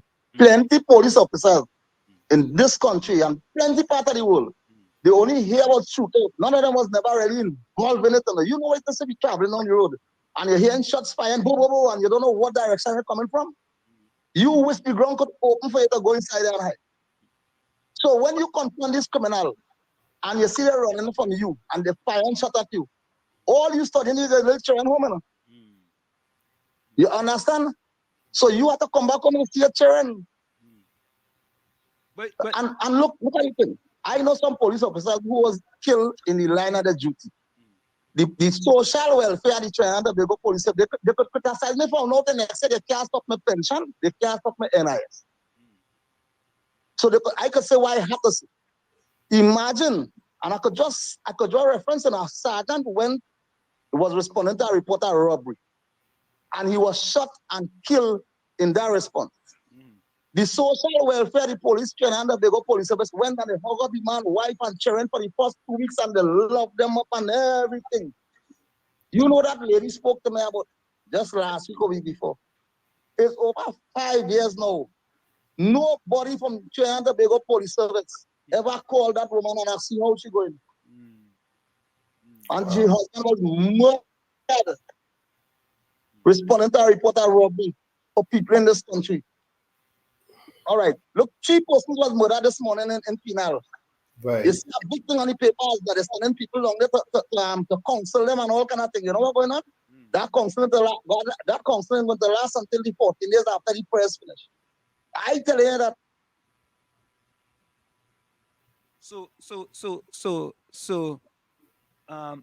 former Senior Superintendent Abraham, it seemed to me that there is a lot of work that's going undone, and if there's these problems within the police force, how are they going to solve the crime problems in Trinidad and Tobago? Well, this is what I'm telling you.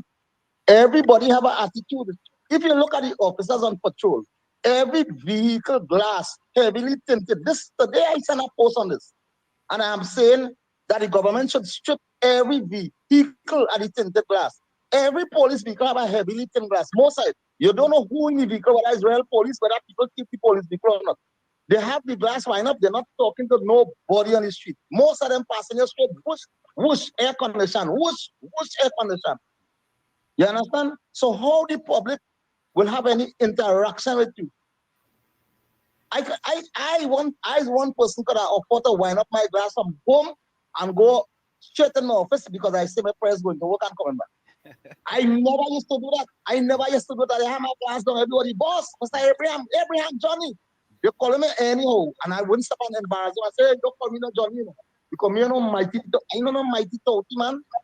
My name is Johnny. Up to now, people call me boss. This, that. I just get them right, the ball head, all kind of things. You feel like going to abuse for that? But when you hire glass up, and it's the same thing I was saying to people, who is the people in the neighborhood? If you're working in a precinct, you ought to know most of the businessmen, if not all. Correct. Yes. You understand? Look at next thing. Here's simple thing. I used to go into a meeting and I used to give everybody my telephone number. It has some officers will tell you, I my personal phone. If I see, if there's some of them here, a number coming from a private call, they're not answered. But no, I say, boy, you must answer, boy. For example, let's say a wife borrows somebody's phone and she blocked the number because she don't want the person to see who she called. And they forget to put back on the phone and an emergency app and they call in there. It will come up like a private number. You must answer the phone, and if you don't want to talk to the person at the time, say, listen, I'll call you back someday. You understand? Correct. Don't open on my talk. What I my phone? Nobody can get the number there for me and the family. What kind of nonsense? You're a public officer. You understand? And the thing is, I used to call them.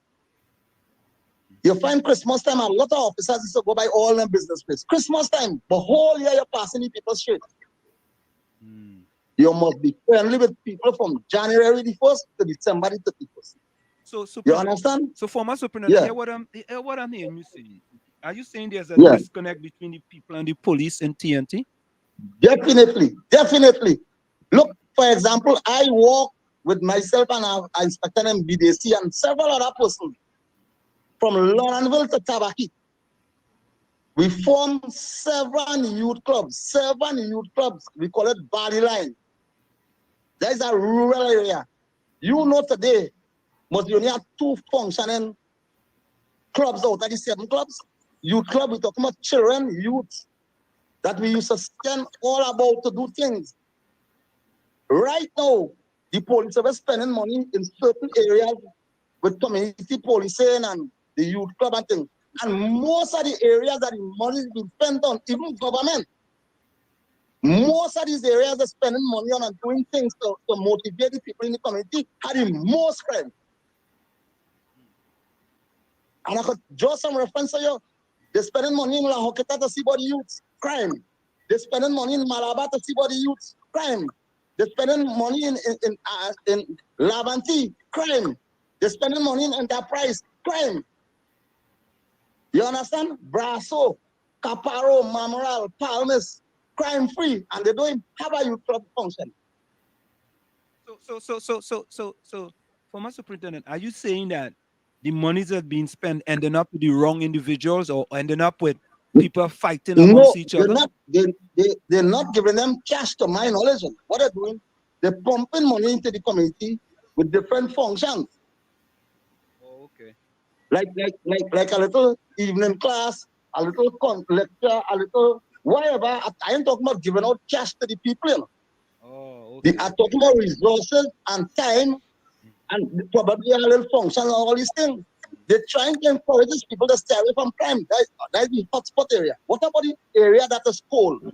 Every area getting hot in Trinidad now. You understand? So here's the question, right? The budget for national security for 22-23 was $5.7 billion. It was $134 million more than 21-22. Is there a possibility that some of this money is not being spent in the right places? Well, I personally cannot really deal with that to say that I have knowledge about it. Okay, cool. But what I could safely tell you is that a simple thing, like a light aircraft for the police service. We have pilots in the police service. A simple thing like an aircraft will use about $200 US gas to fly for 12 hours. And that covers the whole of China. The only thing that plane can do is to just hover. It's to just hover over one spot because you know it's an airplane, right? Whereas the helicopter is to use 10 times that amount of money to fly. You tell me that if you're getting a budget of that, there was a plane already, but that was politics now. Because one party bought the plane and the other party didn't want to continue with it. They leased the plane and the other party didn't want to come and continue with the same program. So that company dead a natural death. Because of ego. Because of political ego. And I am saying if they had released back that same airplane, that could have covered more areas in Trinidad than the police vehicle on the ground. You understand? So simple things like that. Look, for instance, they have cameras. They say they put up cameras right through Trinidad. 3/4 of them cameras not working. 3/4 of the and the thing is, you have technician in the police service. Why you have to hire private security to see about the same camera that the police and them could see about? Every police station in a dilapidated state in Trinidad and Tobago right now. Everyone. Wait. When is it? But they never knew police station in Belmont. Would you say everyone or most of them? Well. When I say everyone, I just emphasize a little too much. Okay. But the majority, majority, okay, the majority. You tell me, you working in a station and it's like a little pig pen because it's not properly painted. The paint fading, the window falling off, the toilet not functioning, and all is delay. So it appears to me that, and I'm gonna go back. I'm just looking at the numbers, right? In that, you know, the police, there has to be high moral in the police. Police have to be able to want to go to work, and because it's a dangerous job, right? Correct. And if there's low moral in the police, right, and the police are not being paid the type of salary, that means to say they might have to look outside in order to subsidize their salaries. That is why they form the anti-corruption unit and PSB, Professional Standard Bureau, because they're locking up more police than civilian on the ground for corruption. You understand? Yeah. Yeah. When you look at it, they're looking up more police than civilian, and that is one of the things I was talking to a man from America today, my good friend, and he said, boy, the police salary in American thing is about 10 times the amount of salary you getting in Trinidad. Yeah, so when you know your salary is really good, you go to work. You're going to work and put out 100%. All right. Look at simple thing. I just joined our references. You have people working in the borough corporation. No, everybody, 20 people in Trinidad are going to invest in them. You have people working in the borough corporation. They cut flashing the grass on the side of the road. The grass has been cut about 8 inches high. Then you come now, you form a new thing they call SUPT, right? The enhancement program, community enhancement program and so on. These people cut flashing down to the dirt and picking up the rubbish. And they're working for quarter the salary that the people in these corporations working for. So you see, listen, boy, most of the institutions in Trinidad in a mess because of management. And I am saying, the Minister of National Security, I will give him some blows too. Let me tell you why. If you are father in charge of your house, and you have a budget to run your house for the month, and you and your madam sit down and run in that budget, things can't go haywire. Now, I hear the minister saying that crime plan is not his business, and I agree with him 100%. But if you had a commissioner working under you, the Minister of National Security, and you see things are going good, because let me tell you, it bringing on investment in the country, it bringing on people morale, it making people with who invest already want to leave the country, business people frightened to go in bank the money. That is why they have set a home invasion for the East area, because people decide to keep their money home, they're afraid to go in the bank to market, right? So you as the minister, you to raise your hand and say, the crime plan is not me. I agree with him totally. But you in charge of the police service, you cannot give the police instruction to do nothing. But you can have a discussion with them. So what you do as the minister? You call in the commissioner and all the hierarchy and say, listen, we give all the X amount of money to do certain things. And we are not satisfied at the results that we see. How are we going to fix that? Tell me what all you intend to do. Simple like that. Simple things like that. Because as I tell you just now, you have a household to run. You give your wife X amount of money to pay all the bills and everything up the mark, and you're glad you're sleeping comfortable because you know everything taken care of. And then 2 days after you give her that money, she said, boss, we $600 short or $700 short, we're missing this and missing that. You must have a reaction. I give you all the police cards you want. Most of the equipment you ask for, you're getting. Where's my results? Where's my results? Excuse me. So you understand? So it's so the moral really, really low.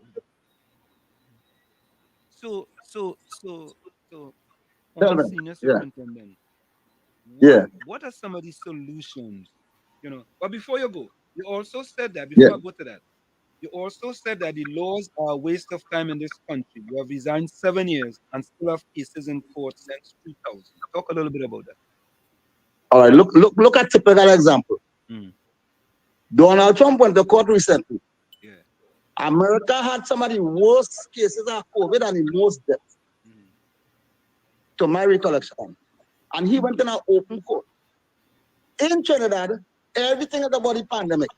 They're still making excuse prior to the pandemic and after the pandemic. Most of the matters in Trinidad now is online. Why they're not opening the courts?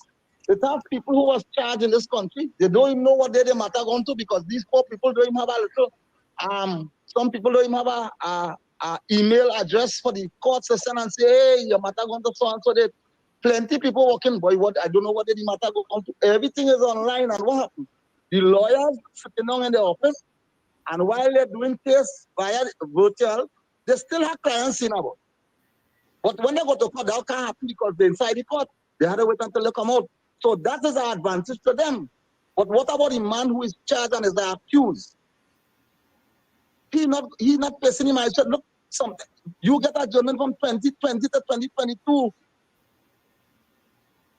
How that making sense? How that making sense? You know what? Most of the victims in cases now not even coming to court. Let's say a woman was 10 years old when she get raped, and that matter stay in court.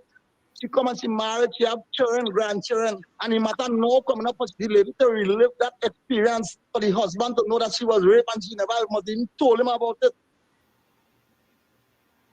Look at school violence. The government built courthouse in Trinidad and Tobago, they call it juvenile court. Juvenile fighting every day, wounding one another in school. Why they not appearing in court? Why most of them not appearing in court? People say it will spoil their career. But if you're going to school and you don't want to learn and you're spoiling another career, I'll lock you up and I put it before the court. Let the magistrate deal with it, because that is court jurisdiction. And simple thing like that. And you want to bet me all the school violence done when parents are to go to court? You know, I listened to you, and it's the first time I listened to when you had the other interview, and a lot of the things you are saying making sense. And what I'm struggling with, former superintendent, is that how could a guy with all your knowledge be sitting on the sidelines, man? I don't get that. I mean, help me with that now, man, because I'm struggling with it. I'm struggling. Probably because you're holding back some I'm stuff. a mouth. You're holding back some stuff. I feel you're holding back some stuff. No, probably because I'm a mouth. Probably because I'm a mouth. Because one time it was bandied around that a certain political party wanted to make me the commissioner of police, and other political party must hear about that. But as I said before, and I will continue saying, I have no allegiance to no political party, and any political party coming to government, even Gary Griffith, and he want me to help him serve where crime is concerned. Nothing but going on in parliament and talking nothing. We talk about street fight on the ground with bandits, criminal. I'm willing to assist anybody, any political party. I don't have no allegiance to no political party. You understand? Well, from I hear you, show them that. From I hear you, it's about country with you. Yes, definitely. Look, let me give you a typical example. I used to have a police vehicle home because we was authorized to keep a vehicle when I became senior student. I used to take that vehicle from my home 3 o'clock morning and drive 6 miles up north, 6 miles down south in my area. I alone, because I want to make sure my residents, and up to now, people thank God, people are still thanking me and say, boy, we're glad you're living up in this area. You understand? I alone, I see people that's gone through and so, but boy, that man should get a gallantry award for bravery and things. The amount of thing I alone did in this police service, I talk about chasing bandit car, me alone and shoot out until I get help. And I never really highlight that, and nobody never recognized that. You understand? I must have about 56 commendation that was given to me. Look, I get one from America with Balo Maharaj murder. The same American embassy called me, myself, and Lucas and other officers from homicide up in Hilton and they give us an award. The American people give us an award. A lot of you times, understand? Nobody highlighted that. Yeah, a lot of times, former superintendent, people outside of your country honor you more than people inside your country, you know. Correct. That is correct. That is know? correct. Same thing like family. Or people, strangers will love you more than your own family. Yeah, that's So, absolutely correct. And let me give you a little typical example why they must never call me back. I never, you know, when they have ceremonial wares like for independence and thing, you must have a little white tunic and you go upstairs and you knock glass and you drink cocktail with them, big boys and them. I never do it. Because why? I outside with my men. Imagine I going Christmas dinner with my wife. Robbery taking place. I put my wife on the side of the road and chasing bandit alone. Look, God, look after them watching the light now. God here and the light. And several times I put her down on the highway all about chasing bandit, all about. Yeah. But so, God was always with me and he continued to be with me because my name is Abraham from the Bible at the end of the day. Correct is right. And you were totally committed to the cause. You were committed. Well, tell me now, man. Tell me that. And listen, I just didn't talk. I said walk the walk and making case, giving evidence. I used to be proud of giving evidence. You know why? When you make a case and you make it from scratch, right up, you can stand up proud to answer to any 10 attorney coming at the throat one time. You know why? The truth coming out. And you can't forget the truth. You know, you understand? Yeah, listen to this, right? I Googled you. Yeah. And this is what it says, right? This is what it says. It says Johnny Abraham Trinidad. Abraham is regarded as one of the nation's top crime fighters. And although the age of retirement has crept upon him, he still wishes to continue serving Trinidad and Tobago in any capacity that he can. The senior officer has been a part of the TTPS since 1977, and thus it has been a huge part of his life. That is what Google said. Yeah, well, Google, right? Say that again. Say that. I tell people that all the time, you know. I said Google the lie. Google is tell you thing that you don't want to know. Yeah. It does tell you thing you don't even want to know. Correct is right. I said, let me just Google, and I put your name in Google. I put Johnny Abraham Trinidad, and that's what they come back with, And if you check back Google with my stories from since I joined this service to now, you'll see some incredible thing that I have done for this country. Yeah. And I never asked for NHA house. I never asked for a government piece of land. I never asked for nothing in this country. And I don't want nothing. Nah, man, you deserve. All I want to do, listen. All I want to do is to serve this country and serve the people of this country better, man. Listen to this. I hear you. But I don't want to serve, and I don't want to serve as no politician to go in parliament with no jacket and tie and sit down and have no driver driving me out. I want to be on the ground with my people. No, that's your thing. That makes you happy to see that your community is safe, and by extension, the communist, the country of Trinidad and Tobago. And let me tell you something. What I like about you is that you are interested in reducing crime in Trinidad and Tobago for people to live a much safer life, feel more safer in the community. I mean, that's my perception. Right. At the end of the day, who going to benefit? The government and power, they're going to benefit. The business people are going to benefit. I'm not going to benefit. The people who live in the country will benefit. You know why? People could live in peace. Right now, there are people don't have no sort of outdoor activities again. You're going by Jenny by the boulevard, you're getting robbed. You're going in the bank to put your hard-on cash, you're getting robbed. You had the money home hiding, you're getting robbed. You're in your garden. Imagine a new crime taking place now. This Kia van, the K2700, the people buying that to remove the produce from in the garden. They're going to the garden to cultivate the land. And while they're in the land working, people coming in the land and robbing them and taking their vehicle. That's to tell you how bad thing is. And I told them already, I said, listen, a good idea. What they should do, you see the license on your front windscreen of every vehicle had a little wrong circular thing like we used to call it I don't remember the name now, but it's a wrong thing like about a 16 circle or 4-inch circle. And in that was a license holder. You used to have the registration number, the vehicle in that, the color, the make, the chassis and engine number. So when a police in a roadblock or anything and they stop that vehicle, they pull out that from the windscreen and they see all the information on that. Now that is when they carry a vehicle license office for inspection. Right. No, that was a mandatory thing, $150 to inspect the vehicle. But you have all the information on that? No.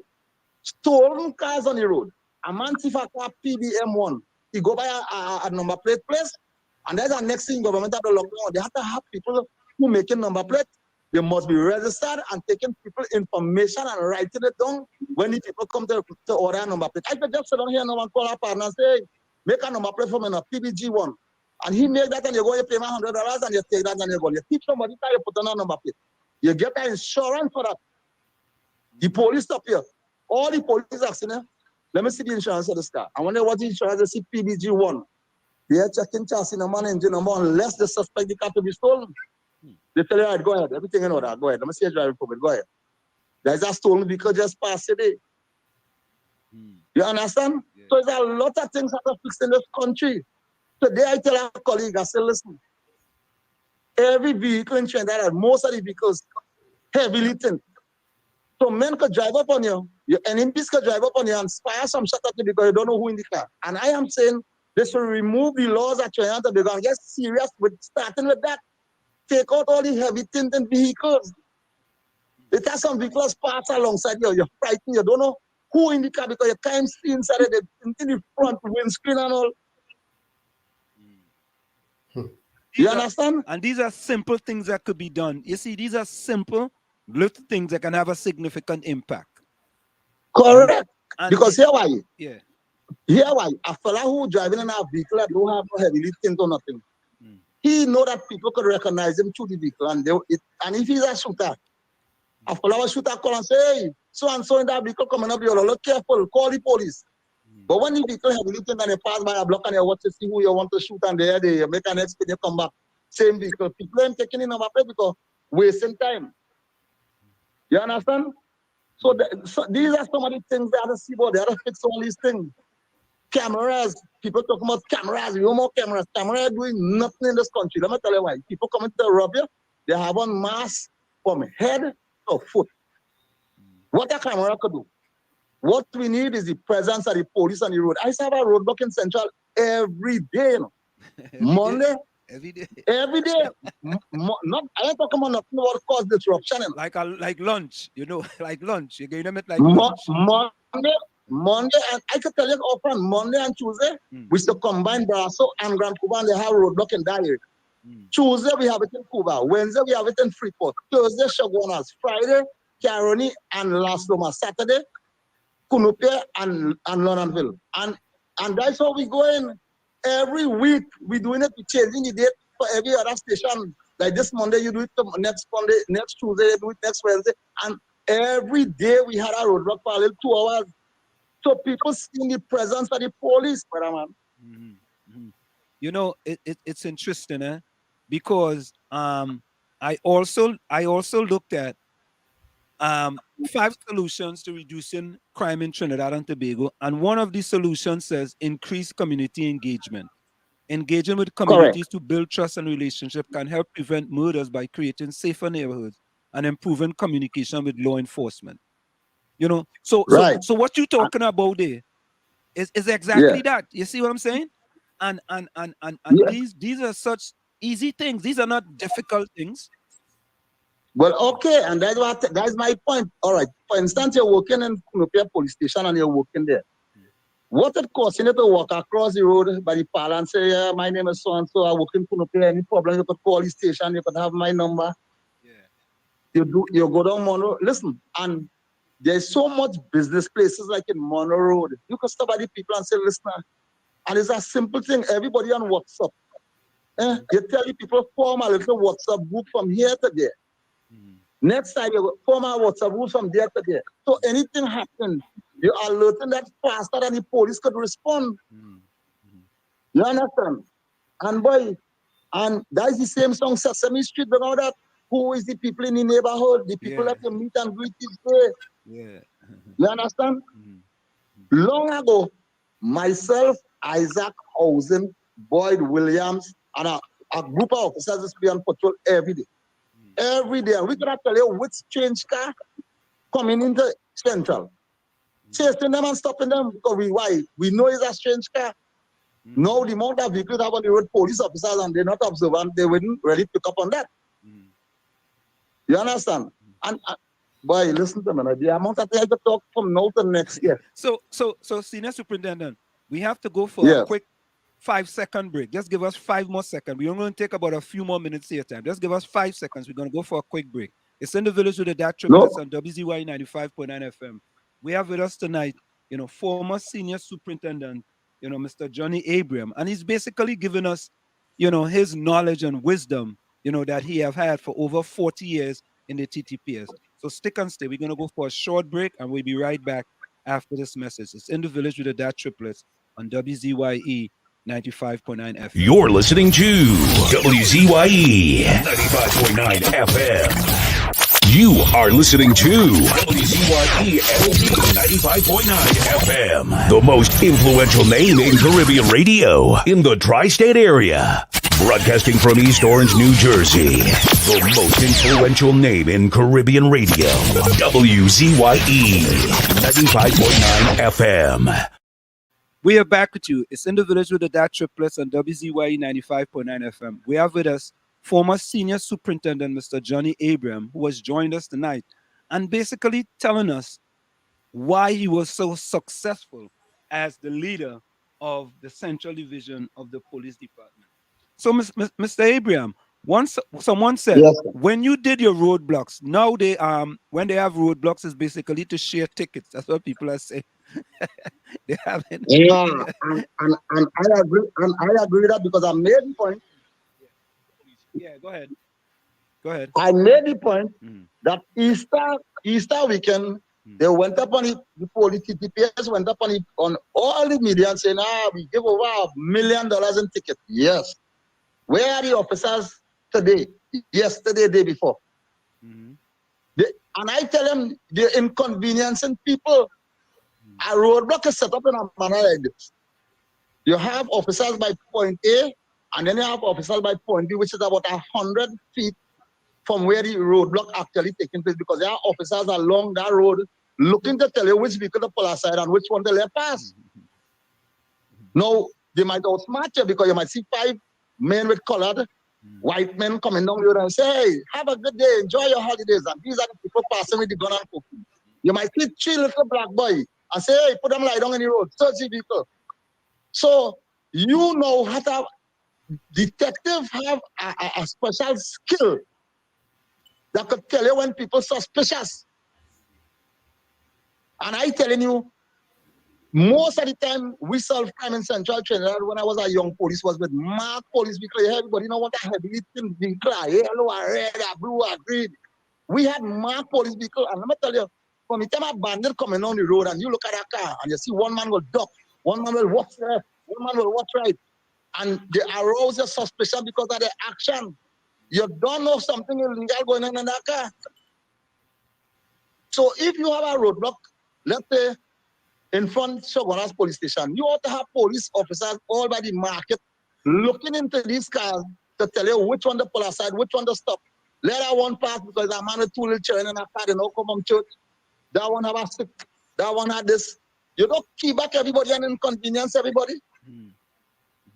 Some might get away, some might get whole. That's just like a fishing net. You drop your net, the bigger fish go on, the smaller fish stay, the bigger one get caught, and things like that. You don't inconvenience everybody. Like when they had the total roadblock and they talk about a total police in there. I said, I waste of time. I went and give evidence before the joint select committee with that. And that had everything to do with negotiation, everything. You can't tell me that these men coordinate so well to have a roadblock in Stanley Grandy, one Port of Spain, one Arima. One. They couldn't call me to tell me how that in Central, and I told them that on the joint select committee. Why? I was never in no clique with them. You understand? And that is what, let me tell you, the result of that now, coming out, you know. The result of that coming out now, you know. The one set of people getting promoted, 4th, 2nd, 3rd. 4th, 2nd, 3rd.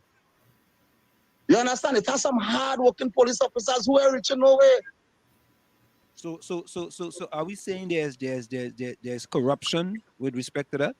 I wouldn't use the word corruption because corruption means that you're passing money to get bribe or something like that. To When you say a racket. Racket. Yeah. Well, I don't know if it's racket the word to use a scheme or they cut and tailor that thing to sue them. Or they cut and paste. Cut and paste, yeah. Because there are a lot of hard-working officers who meet the same fate like me. You know? Why? Because when they had a party upstairs, you ain't go, they're watching that. They had something, so you ain't go, they're watching that. They had this, you ain't go, they're watching that. Because why? I rather stay with my men on the ground than to go and knock a cocktail glass with these fellas upstairs, and they're deceitful and they don't like you, and they say ill things about it because you're not on them, you're not on their bandwagon. Listen to me. When I joined the work, I joined this work to serve the people. You know? I didn't join this work to have no friend in you. I didn't looking for no enemies, and I didn't want to make no friend. You understand? I went there to work, and I can work with anybody. Why? Because I always pleasant. But for my sinners, why were you were not ranked high enough in order to be considered for commissioner of police? Well, as I told you, the conversation start with this interview is that one of the criteria to be a commissioner of police, you must have a degree. Right? Yeah. So that knocked you off the channel one time. And that wasn't just made just before it came into law or whatever. It was orchestrated in a way. Because somebody knew what they're going to look for down the road. But right? Did Randolph Burrows have a degree? A degree in crime fighting. Crime fighting. Yeah, okay. But on top of that, when I joined the work with the school event certificate, I didn't sit down there and I went and I wrote GC English. When I went in the exam room, I didn't know what to expect. When I saw the paper, I said, oh God, I failed. When I saw a topic to write 500 words on the day you panic the most, and brother man, I give them a true life story, but a shootout with bandits. And that will make me pass GC exam. Oh, but that is okay. I had also served the commissioner a letter to get promoted to go to the first division rank, you know, from sergeant to from inspector to ASP, you know. And they called me in 2 days and promoted me because they realized I had a ground to go to court. But you see, I went Costard and I did an associate degree, 21 subjects. I did about 45 courses: criminology, juvenile delinquency, crime management. I did a homicide course in Miami. You understand? So the experience and knowledge I have, brother man, I don't think nobody could tell you. You qualified, man. Yeah. But listen, you are qualified because of your expertise. Well, and that's my point. That's my point. You understand? So I don't know. If they're talking about evidence in court, I'm good at that. They're talking about writing the stationery, I'm good at that. They're talking about managing a team, I'm good at that. My resources, managing our resources, are good with that. They're talking about leadership quality, they can't beat me with that. They're talking about strategy, none of them can touch me with that up to now. You put 10 of them together to make that decision with strategy, and they can't touch me with that. You understand? Yeah. And taking the fight to the criminal, they don't have the belly like me to do. You know, and that's what we need. We need people in the police force with testicular fortitude, you know. All right, let me tell you something. Yeah. To start with, from the time fellas reach first division officer, they want a driver and they want a black, heavily tinned vehicle, so that if they're passing on the road and a murder or a shootout take place and they pass straight, nobody even knows a police vehicle. I had my marked police vehicle, I had a Navara marked police vehicle with a blue light spinning all the time. All the time, from morning to night. Presence. I ain't afraid nobody. A presence. And I ain't afraid nobody. I ain't afraid nobody because I know what about, and God always with me because I, as a man, I might talk shit, but I don't do shit. But listen to this, right? Does the TTPS have an internal affairs department which have police looking after police? Do they have that? Well, we have a thing what they call the police association, but they look after themselves. You know what? When I hear you say the thing, and then I hear you put thing inside of it, I figure out because listen, in this country here in New York, New Jersey, right? They have an internal affairs department, and internal affairs does watch police. Who does be watching police? Who does be watching police? So you don't know who watching you, who watching you, who watching you, who watching you, right? So you know, it's kind of they're always kind of looking behind their back then, and I believe that. I don't know. That's why I'm asked that question, and it's like, you know, do we really have all these years internal affairs? And another thing, what about body cameras? They have body cameras. I think the officers now going to get the use the training for it. Well, that one thing I heard the association saying the clamoring that the commissioner gave instruction that they wear it, but the association was saying that they wasn't properly trained with it and so on. And you see, body cameras go beyond just wearing a body camera, you know. When you wear a body camera, you have to prepare yourself to be truthful and to be able to write the diary that can stand scrutiny in any court because you have a video to back up what you're saying. Yeah, video evidence. Yeah. Right. No. For example, you have the body camera on your stomach somewhere, whether it's on your head or wherever, and you in a shootout, you feel that body camera could already record the actual thing what's going on. You could be facing east and a man shooting at you from the west, and you just turn your body and shoot back at a man. That camera not picking up that. You understand what I'm saying? So the body camera has its use to keep you away from trouble, to help you get out of trouble, and for honesty and transparency. But then again, is it really serving that purpose 100%? Well, I would say this, right? I don't think it needs to serve 100%, but it just to keep the police in check to know there is something else. Correct. I agree with that. Yeah, if I decide to go contrary, right? You know what I'm saying? Yes. You might be something and you say, well, boy, let me write up a false report. You understand? Yes. Because that could happen. And I think it's just a check and balance. Well, right now the body camera for the police are being issued, but the amount of camera that's behind the police right now, I don't think body camera could help them because is everybody's videotaping everything in this country. That's true. That's very true. Yeah. Which is a good thing too. Yeah, because it could help you stay out of trouble. It could make you think twice before you do some dotishness. And it could keep you in the clear when you do correct things. You understand? But you know what I'm hearing from you is all these strategies that could be put in place easily. It's not a strategy we had to take months to do. Like, for example, when you talk about that roadblock in Central, right? How you used to do certain things, and you had a police car in certain locations strategically sit there. You know, like in this country here, sometimes they just put police cars to sit on a certain block. It's sitting on over here, and sometimes there may not be anybody in the police car, but they put it there strategically, just for people to understand that, well, you know what?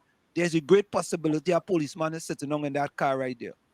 And, sometimes the police car is sitting there with a camera that they can monitor back in the precinct. Correct. Yeah, correct. And I agree with that because I'm fully aware of that. Yeah, but again, you take people with well, I don't want to use the bad word on the air. You don't use the bad word. It takes people with that skill. It takes people with that skill, that mindset, and knowledge of your profession.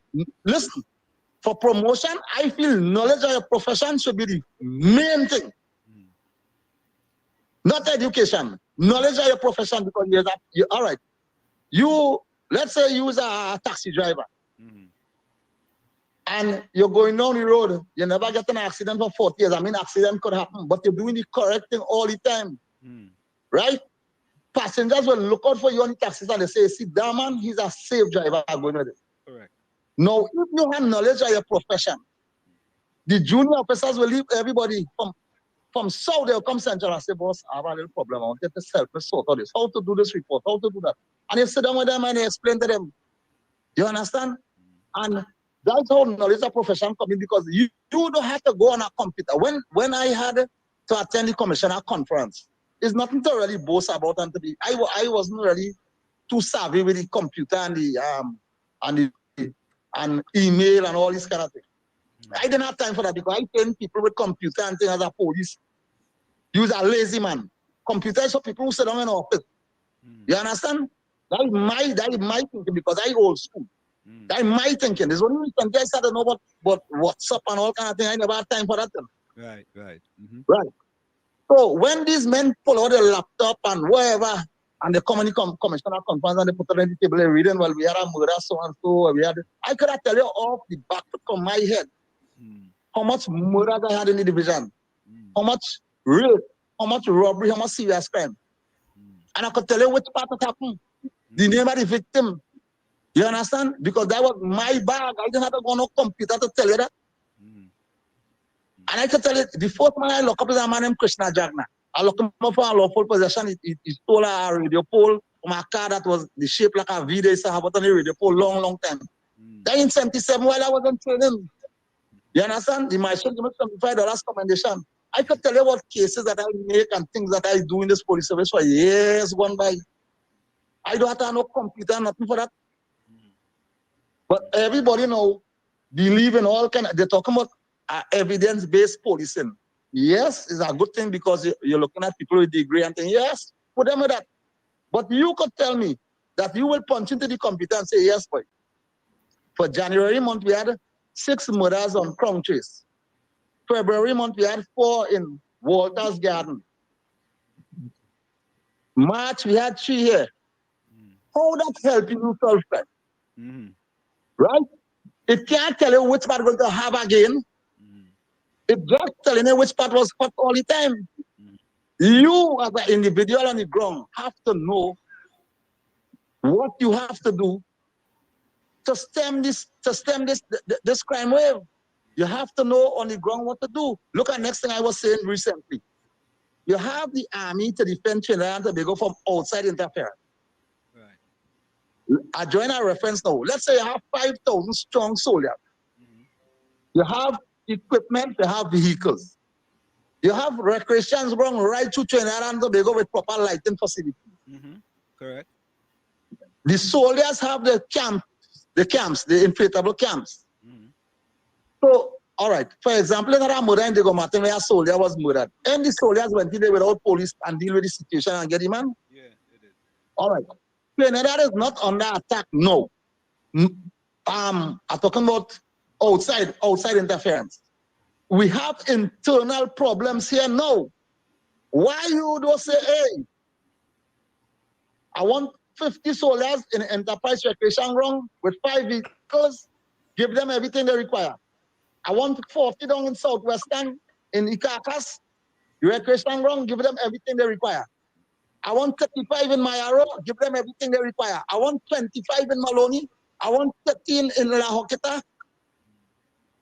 And the likes, bring them out because we under attack internally. Let them come and substitute the police, but they're talking about joint army patrol. And that joint army patrol going on for the last 15 years without no success. How a joint army patrol operate in Trinidad? 1 soldier will come to the station or 2 because they're working pairs. 2 will come and 1 police going out to them.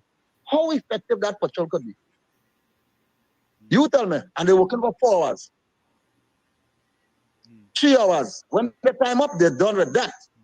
They ain't challenging nobody. So let me understand. Most of them. So most of the time, Yes. it's only 2 from the army, 2 officers from the army come into a precinct, and then they're going out with other police officers.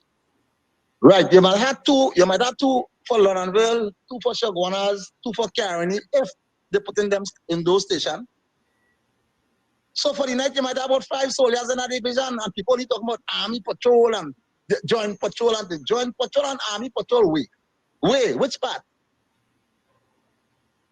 Which part? But listen, man. So then we the people are being fooled. Then when they talk about these joint army patrols, then it's not really. Bossman, they form a unit in Enterprise. They have an NHA house that the officers operating from. They have police there and soldiers. Right. I challenge anybody in Trinidad to pack up any part of Enterprise and see how often these joint army patrol passing. If they challenge, look, right now we have a murder on the ground in Enterprise today. Right now, 2 men shoot one another. Right? One died and one badly off. And some of these murders taken place a stone throw away from somebody's station to tell you how brazen these criminals get. A man went to sign a booking in Freeport station and he coming on Freeport step, he was shot almost inside the station. Day before I had one right by Oroput police station in South, about 100 feet from the station. A shooting take place in front of Valencia police station, like about a minute walk from the station. You see what's going on? Yep. Enterprise are shooting. You could hear the shots from any station. But former superintendent, this song kind of scary though, because it's not something scary. No, it is scary in the country right now. Everybody keep calling me. They want me to come to the schools and talk to the children. They want me to come and have town meeting with them to talk about safety. And then you have some slack people in the country too. You have burglar proof. You have everything, but your door skinning open 10 o'clock in the night. You're watching TV and telling me, no, boy, that's my luxury. This is my house. This is my castle. Yes, it's your castle. Yes, it's your house. Yes, it's your gold chain. Yes, it's your money. But not this time what we living in, brother man. Yeah. Not this time. Yeah, you have to take safety precautions as well. Yeah. You must take safety precaution. All right, a businessman going to the bank every Monday morning, 8 o'clock. So you feel the bandit again paid to watch what he doing? To take him money? Simple strategy. You understand? So former superintendent, here's a question from another one of our co-hosts, right? She said, her name is Diana Benskin. She has asked him if curfews could be effective now, like off the street by 6 p.m. I spoke about that today. Like Olia was really Googling me, boy. I spoke about that today. Here's something. Here's something. The government of the day may not want to call a state of emergency because it will show a sign of weakness. But to me, it's a sign of strength because you're giving the armed forces opportunity to bring this thing under control. For example, I am not saying from 6 o'clock because you have business places, because people are robbing in the daylight now. Daylight, they're robbing and murdering, right? I am looking at a reasonable time for people to have a peace of mind. We say we start curfew at 8 o'clock in the night and end it at 5 o'clock in the morning, 4:30 all around there because people have to go to work for 5 o'clock.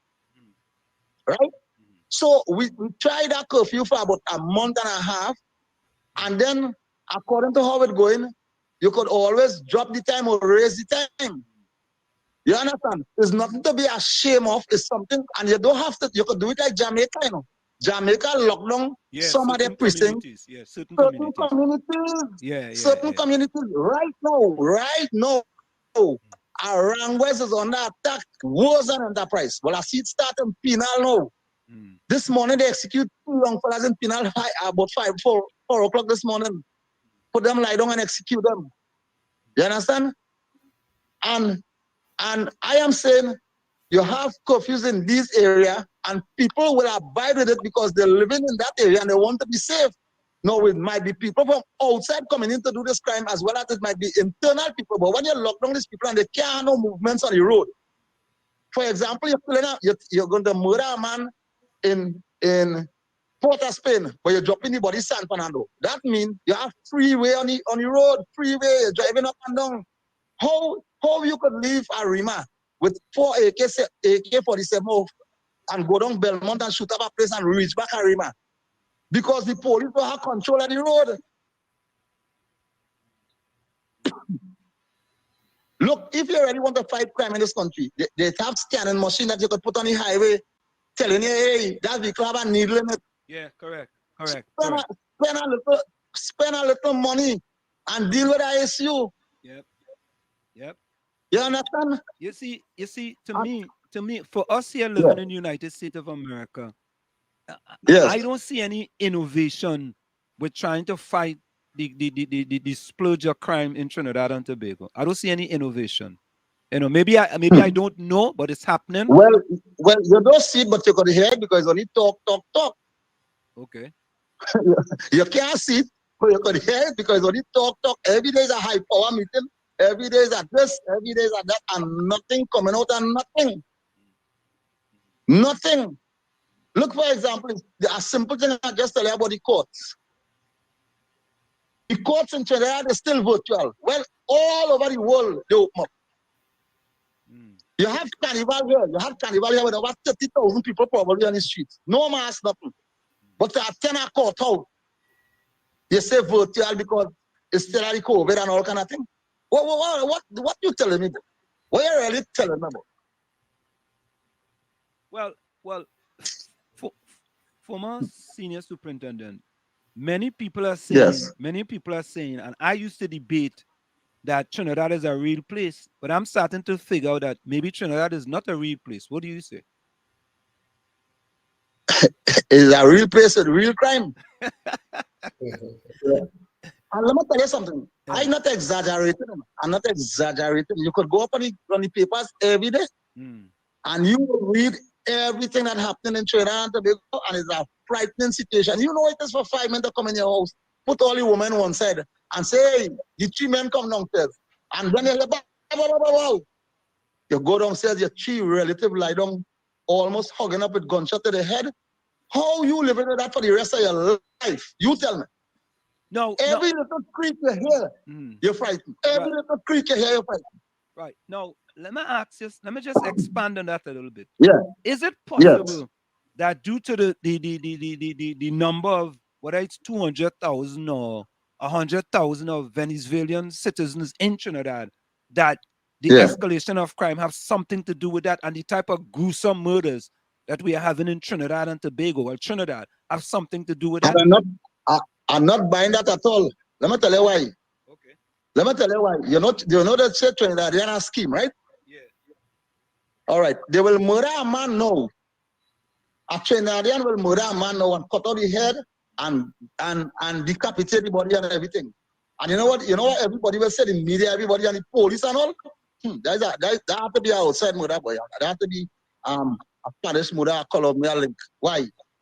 Because we're throwing the police in that direction. They're throwing the police. No, I'm not saying that that all the Venezuelans are bad. Have just as Trinidadian. Some of them coming down here with a bad habit and they will commit crime.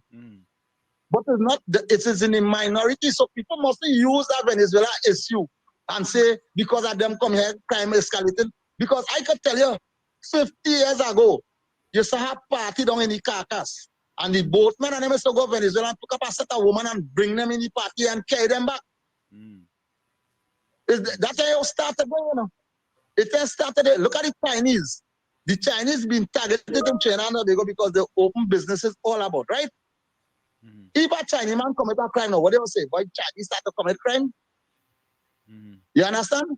Look at how much people get in charge for murder in Trinidad. See how much of them is Venezuelan. See how much of them committing robbery. You will hear they have home invasion with 4 Spanish people and whatever. But they're in the minority, so people shouldn't blame up Venezuelan. What they're doing is advancing the Venezuelan and making them work for little money. That's a big problem too, eh? That's a big problem. Yeah. Yeah. But most of them, to be honest, they came down here to make a living because they know what they went through in Venezuela. You understand?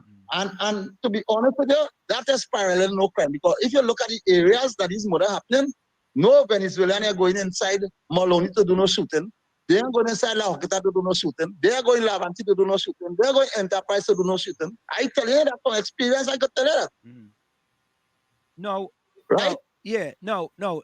I just saw this in the chat. What about the part where all these illegal guns are coming into Trinidad and Tobago as far as corruption in allowing these illegal guns to come into the country? Because it had to be. You had to look at custom officers. We had to look at Coast Guard. They might let a boat pass. They might look the other way and they didn't see it. Custom officers. And you're quite correct. And you're quite correct. And the thing is, I told people, you have the Coast Guard vessel outside it. You will have good Coast Guard officers. You will have corrupt one just as the police service, just as any institution in Trinidad. I am saying you have a Coast Guard patrol outside. You put 4 police, 4 Coast Guard, 4 custom officer, 4 immigration officer, and you keep rotating these men so they won't get accustomed to one another. Correct. That's a great idea. Innovative idea. Right? That one. Yes. Innovative. That one. Yes. Two. Correct. From Port of Spain Harbor, circle in Trinidad and Tobago. It's about 900 ports you could come into. 900.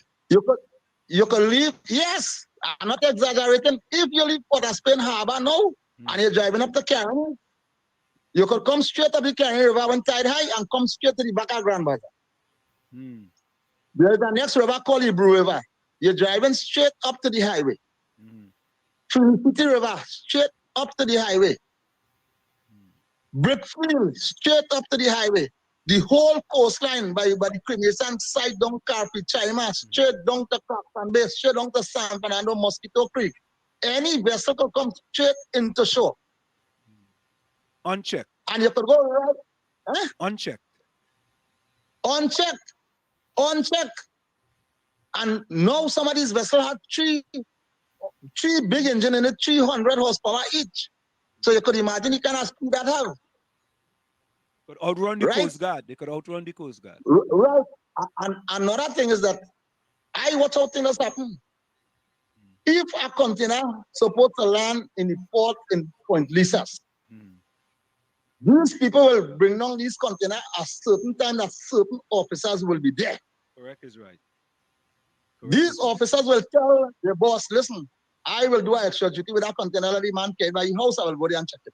You know, as you say that, let me just stop there. I saw one time, I was in Trinidad, I saw a container like on Charlotte Street, and I see some officers checking it on Charlotte Street. So I asked a friend of mine, I said, wait now, what is that? They say, well, that fella is a custom officer inspecting the container. You know, and I said, yes. That's how they just do it, boy? Really? Let me tell you, well, I joking. When they come by your premises to inspect the container and they break the seal, they take out the first 30 bags for the public to see. And they clear what have in the back of that after some of them jump in the car, they collect the whatever they collect and they're gone. The stipend. You offload the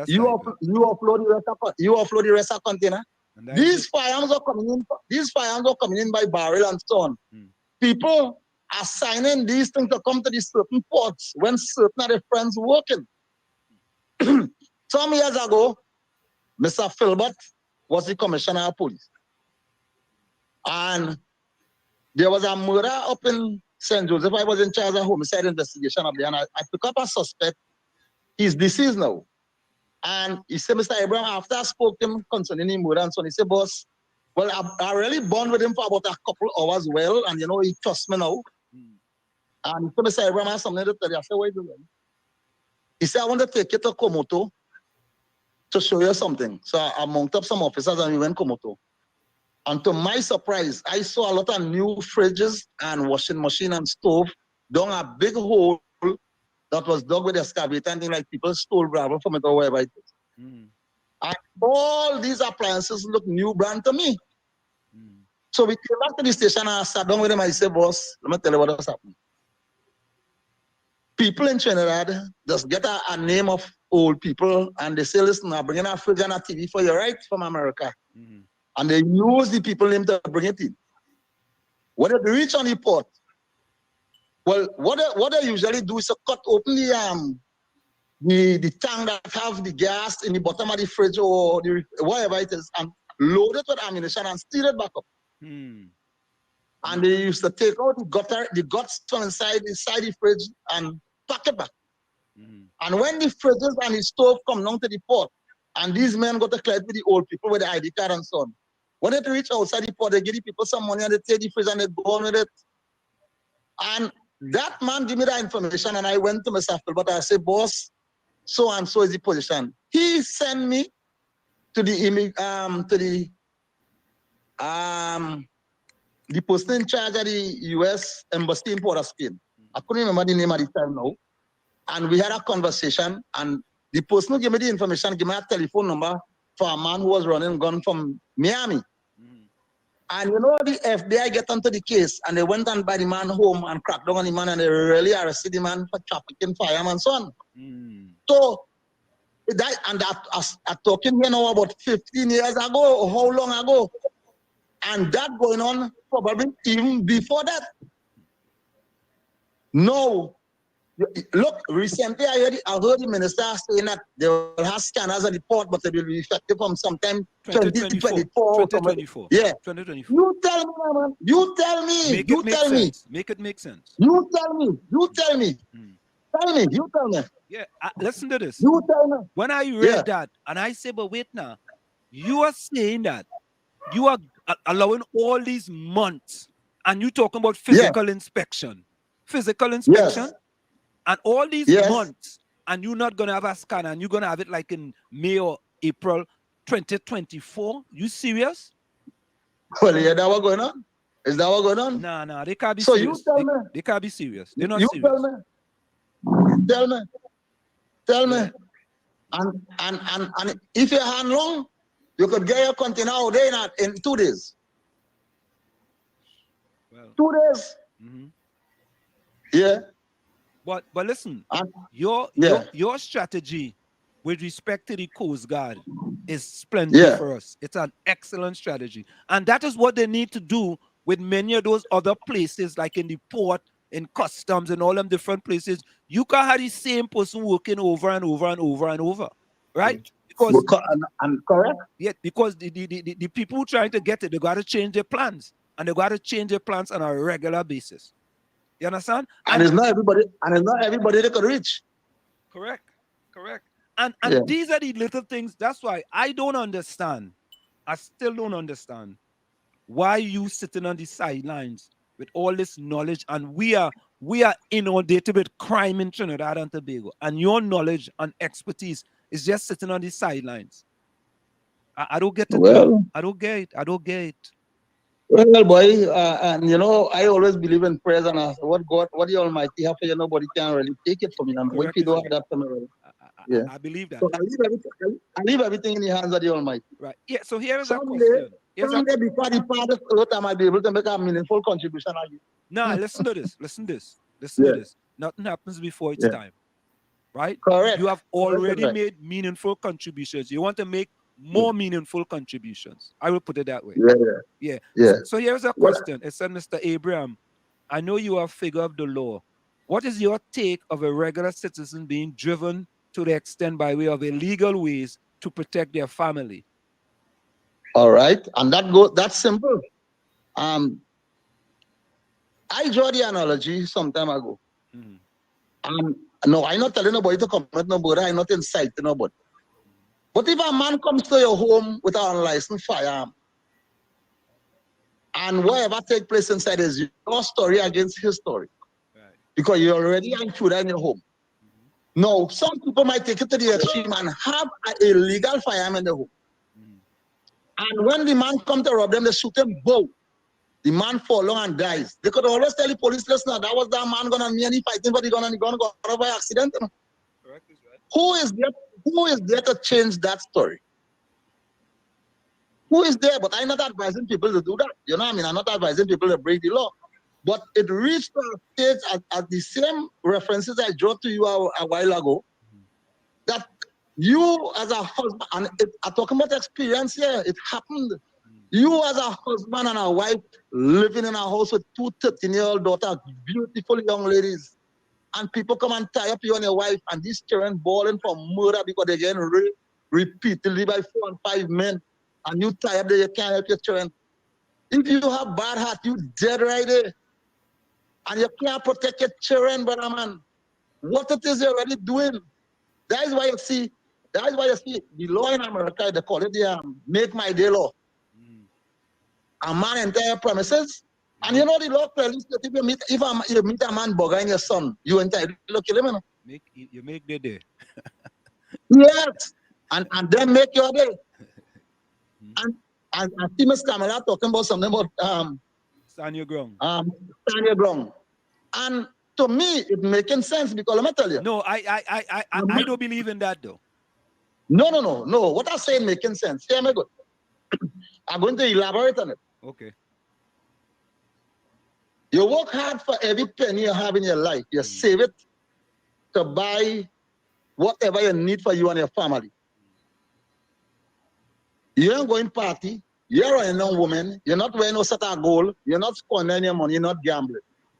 You ain't smoking cigarette, you're drinking rum, you're sacrificing for you and your children. A man come to your home to give you a little comfort you have, like your television, your stereo set, your money, your phone, and whatever. Sometimes the rage you could be in is that you could take up something and hit that man a latch and the man fall on and die. Your intention wasn't to really kill the man. But because I arrest, it's the same thing with me the other night. My emotion runs so high when I hear people calling me and crying all over the night, 2 o'clock, 3 o'clock morning, people in their house, they can't get the phone. You call 999 right now. If you're living in Trinidad, anybody a challenge. And see if that phone ring 45 times before you answer the phone. That's terrible.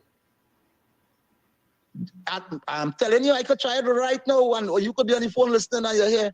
Please wait until the next available operator. Please wait until. So the stand your ground law, what I am elaborating on, I didn't tell people to take the law into their own hand, but you have to defend your property, which is your castle, which is your home, which is your place of worship, your place of everything.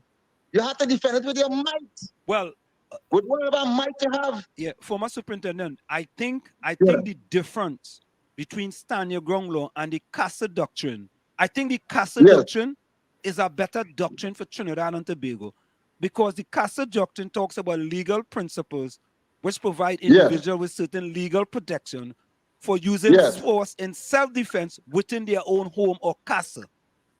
The doctrine is based on the idea, that a person has a right to defend their home, family, and property from intruders and should not be required to retreat before using force to do so.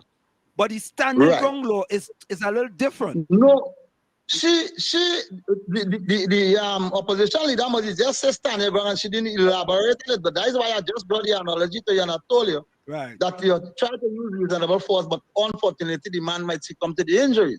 You understand? Yeah. That is the ground I was drawing to you. Right, but I just feel. What I'm saying, go ahead.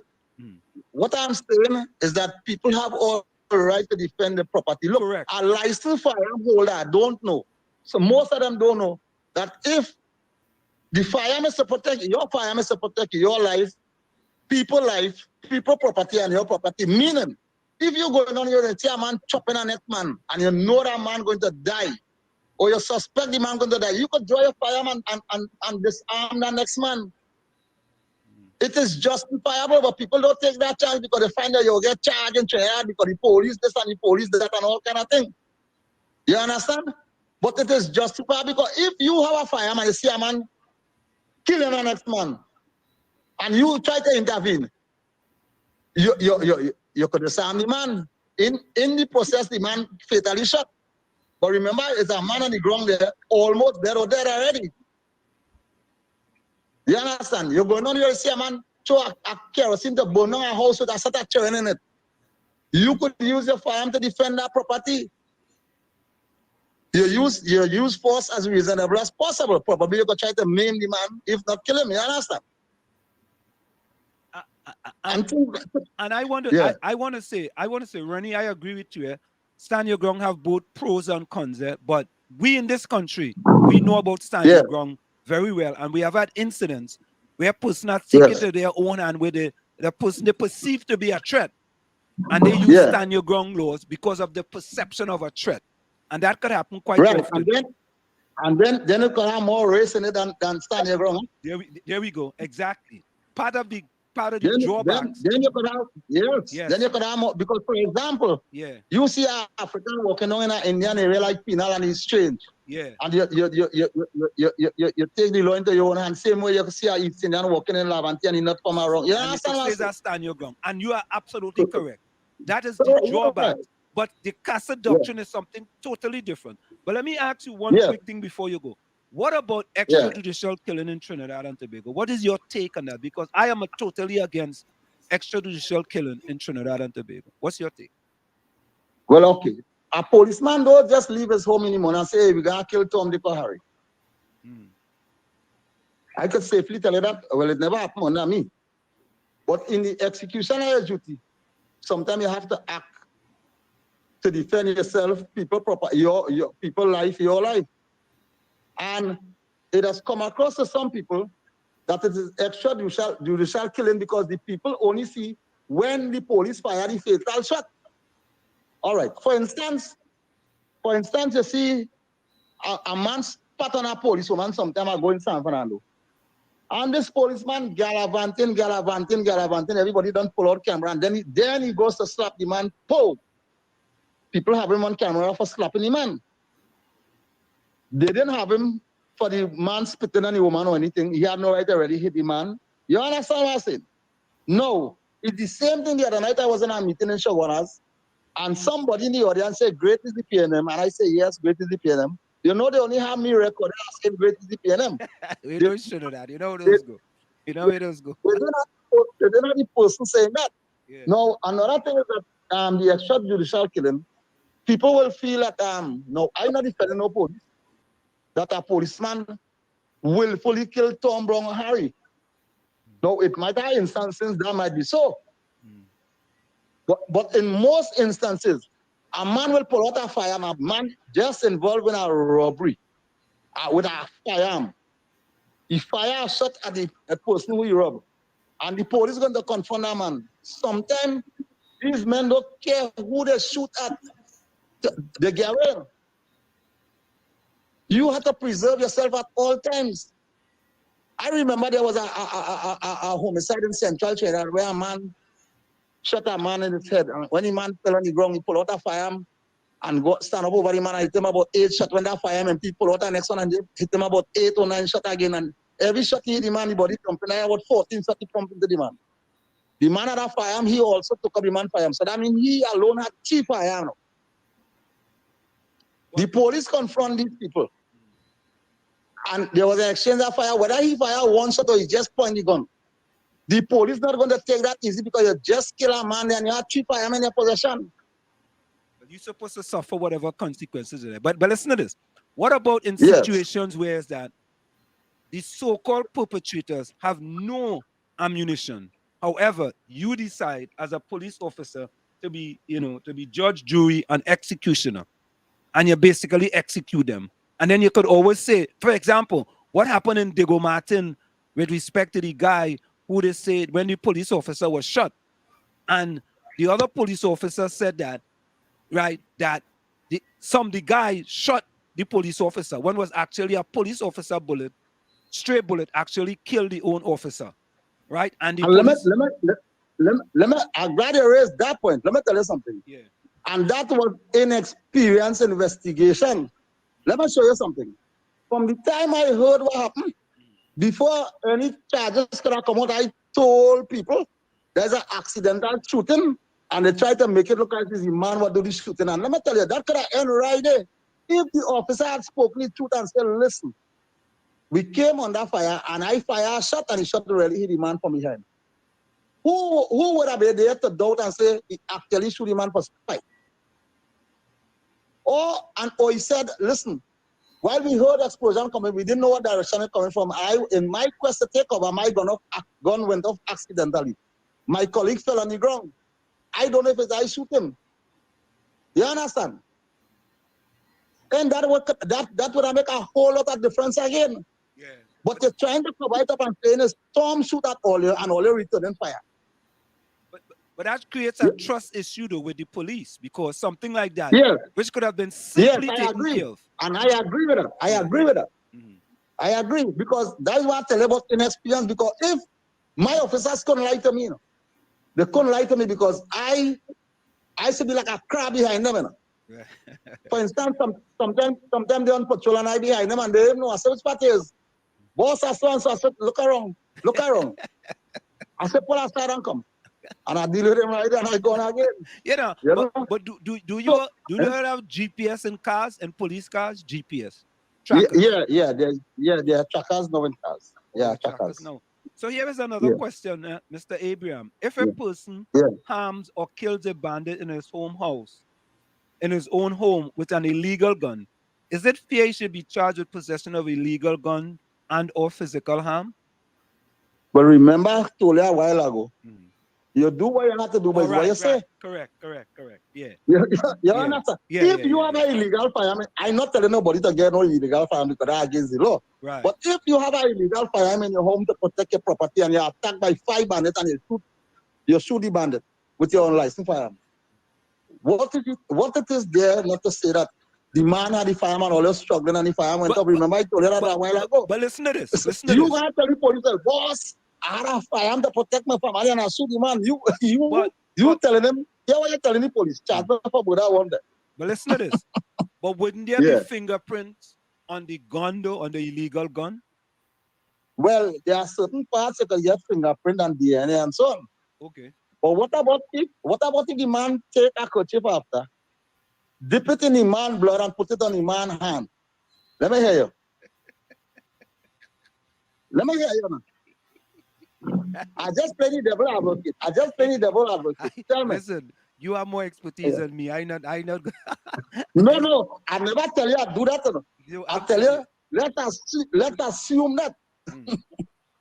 Yeah. You shoot a man with an illegal firearm. You know the police going to get DNA and all these kind of things.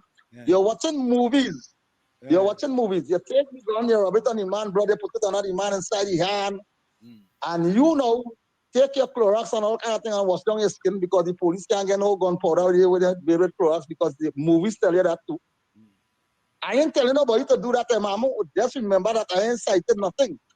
But I'm just telling you how people could have defense for themselves because that's happening in your home. All right, for example, you have your own camera setting in your house and something happens and you know the law coming to get the camera. What you do? You distress yourself for the DVD and you leave your camera up and it's not working.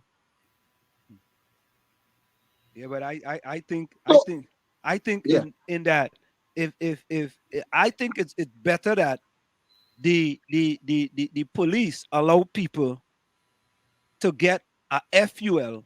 And let me ask you the next question before you go. What about if I have a FUL, right? And I have now a bad character. Like, for example, I'm a businessman and I've been involved in nefarious activities. I've been involved in illegal activities. I caught with doing illegal activities. Shouldn't I take away your gun from you? Shouldn't you be able to take away that gun? Immediately. It does happen. It will happen. It has to happen. Okay.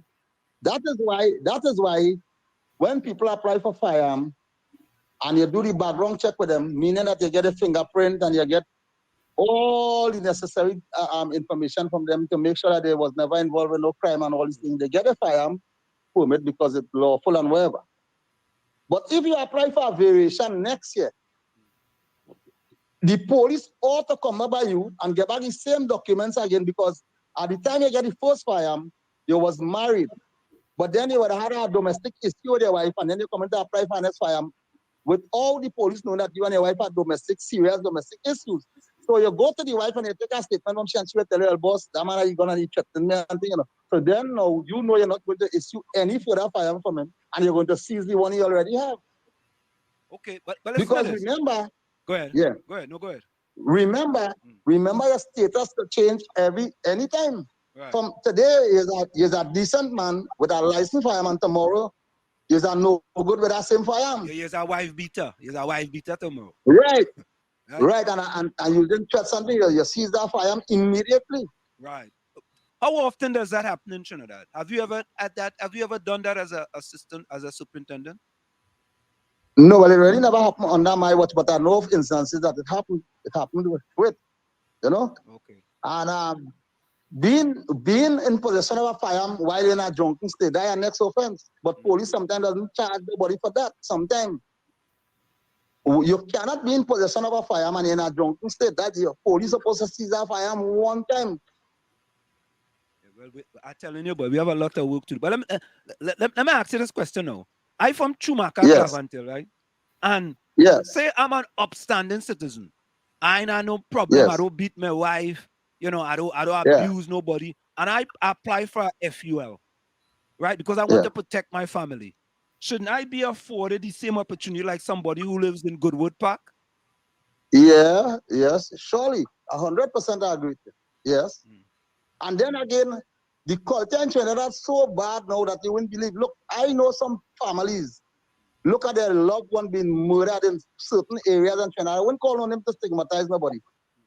And you know, when I go on the crime scene as a homicide investigator a long time, I used to say it hard in front of everybody while the body on the ground. I don't want to know what this man was involved in. I want to know who killed this man. Because sometimes that man might be a shooter. And the police looking for him, but at the time he dead, they know. I no longer interested in he being a shooter, and I want to know who shoot him. Correct. And family just turn away their head and go away because they're afraid to come out and say it's Harry shoot the man. And we had a lot of that in Trinidad because people so fearful. And let me tell you, right now, I feel if you give a man a gun and 2 joint them marijuana and tell him kill a man, you're gonna do it now because the way thing going in Trinidad, you don't know who to trust. You know who's suing the zoo. You don't know who's suing the zoo. Well, that's what I'm telling you. Unless they make monkey trick, you must know a monkey. You know? Yeah. Former superintendent, I gotta tell you, man, this was a fantabulous, splendiferous discussion, man. Yeah. This was a real. You were sending tape for me. Yeah, and listen, a lot of people are saying that, you know, this was kind of eye-opening to them and educating to them. And you see, that's why we need you. You know what we need to start to do on this program, man? We need to start calling for the return of former superintendent, you know, Johnny Abrams. That's what we need to call. No, what I mean return as a consultant. Your partner now, who gave me the contact here, his daughter sang a song about that, you know. I have it, you know. You want me to play it? I have it. When you get off, I go play it. I have this song. You call it. But if I had only knew about that, I would have put on my clothes and gone in stage with her. That fella is my real partner. Don't call his name, eh? That fella is my partner. No. That's my real partner.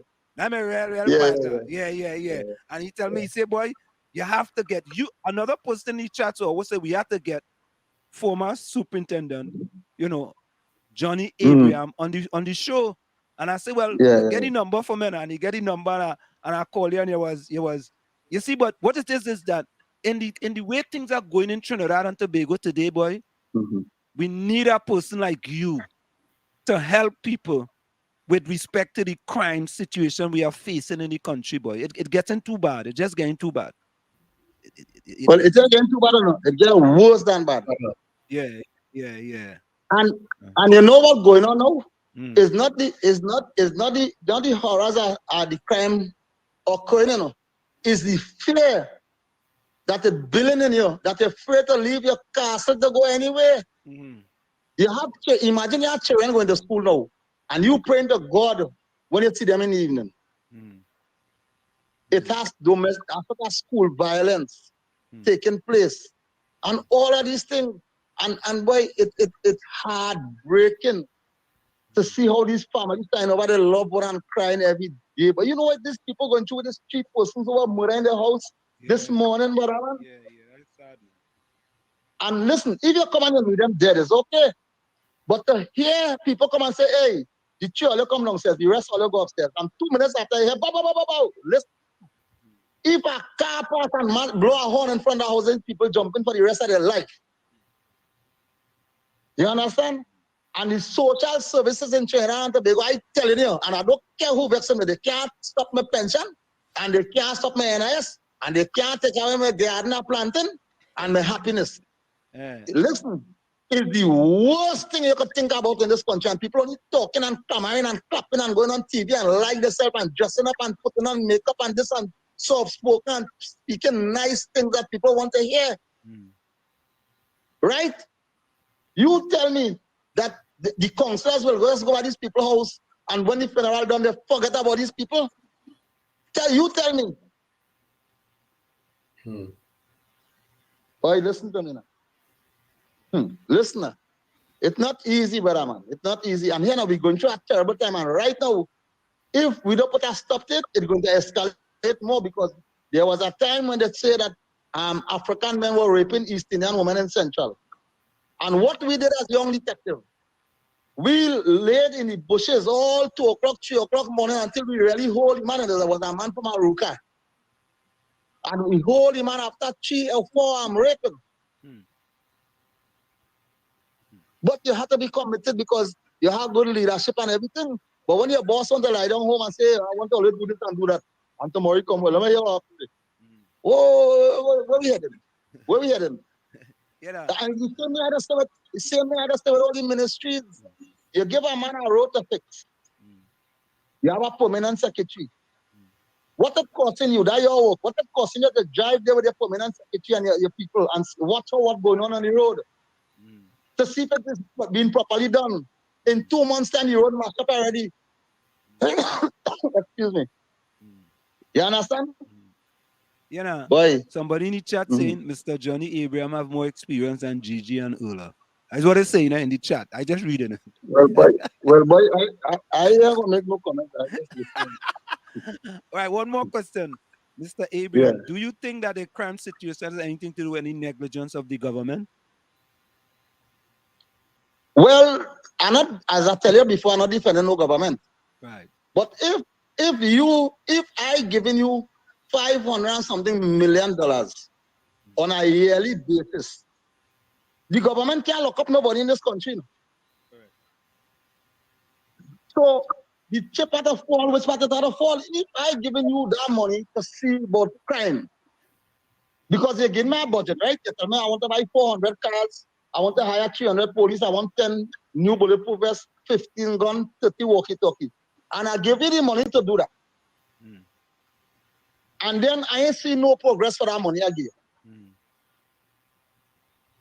What am I to do? And we have a process, we're working with that I give a contract for 3 years. I could break the contract. And we start over again, and I give somebody else the contract. And we start over again, and I give somebody else the contract. So it's not to say this blame for squarely fall on the government because the government providing the tools and everything. It is left to the people who have the authority to do the job that they was paid to do or given the opportunity to do.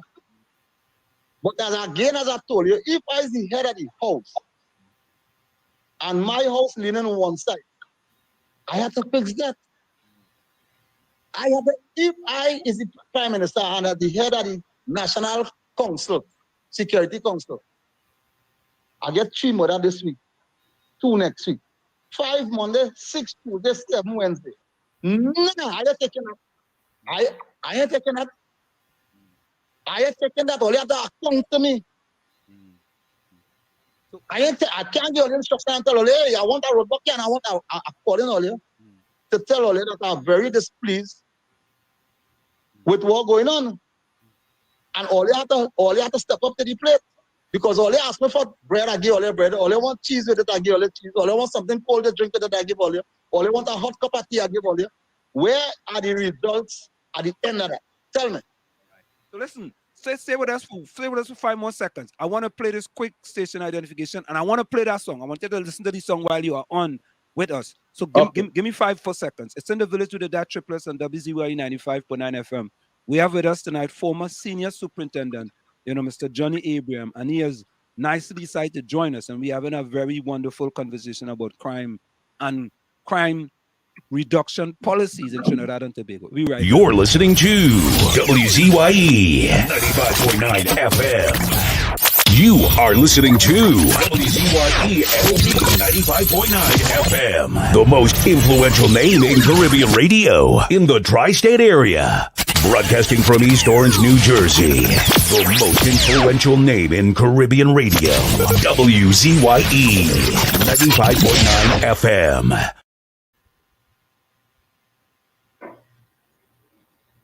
We are back with you. It's in the village with the DAT Triplets on WZYE 95.9 FM. We have with us tonight former senior superintendent Johnny Abrams, who have decided to join us. So you know what? I want to play that song, but let me hold on. Give me 1 minute. Let me see what I'm gonna do here. I've got to do something here. Let me see. I gotta look for it. Hold on. Let me go here. So this is a song that was your friend and my friend daughter.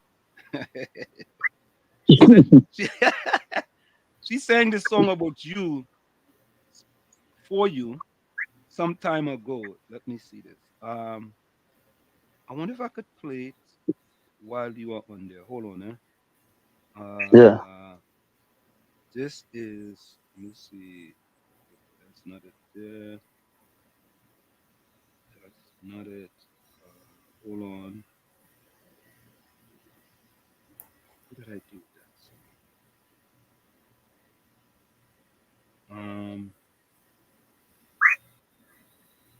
Maybe it's down here. Just a minute. So, folks, we're trying to play a song here that was dedicated to Senior Superintendent Johnny Abraham.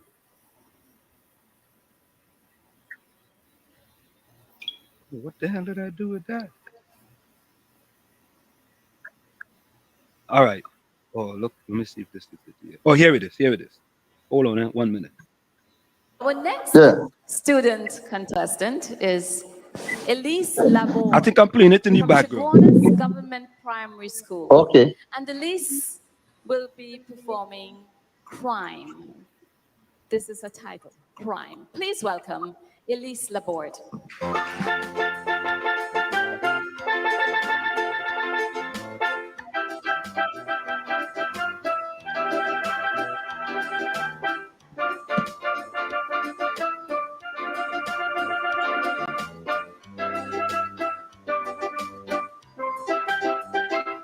If you come to my country, you will see.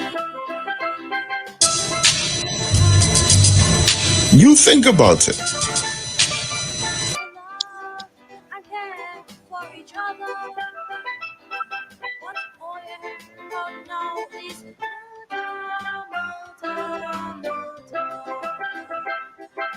gunshots flying through the air. Murderers are shooting without a care. Innocent people get to kill every day.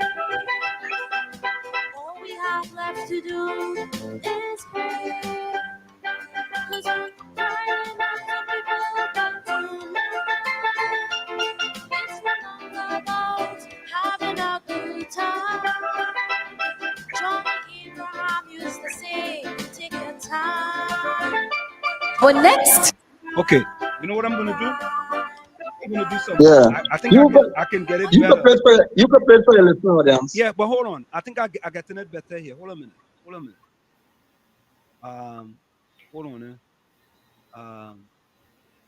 Let me see. Hold on. I'm getting it better here. Hold on. Let me just. Yeah, hold on.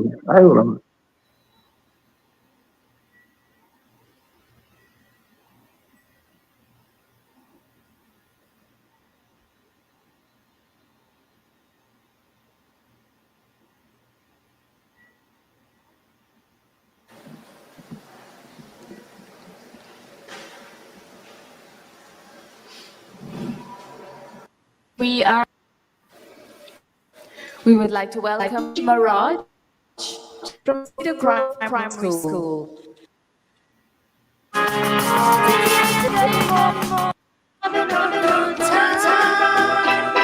Come to my country, you will see.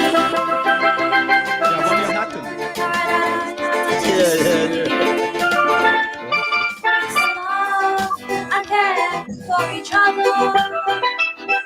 What boy don't know is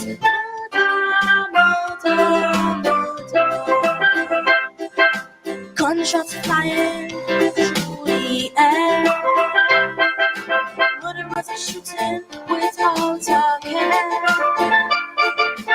Innocent people get to kill every day. All we have left to do is pray. 'Cause we're crying out for people tonight. It's about having a good time. John Abraham used to say, take your time. It's still crime. Oh, yeah, lock enterprise. The hiding tools and fender. Block it. Go down body line. Go.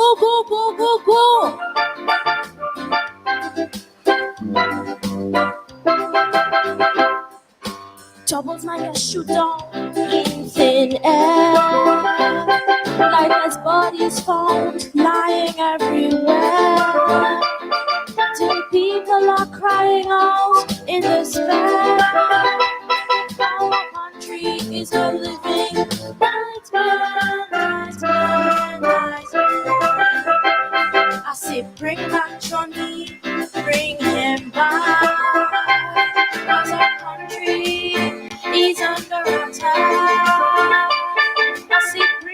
Johnny, bring him back. Cause our country is under attack. Cause one foreigners will tonight. It's no longer about having a good time. Johnny Abraham used to say, take your time.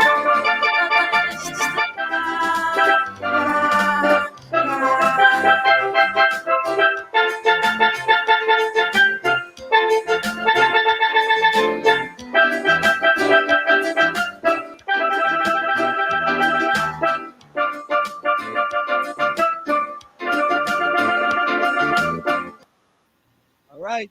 So you're even more famous now. You have your own song and everything now.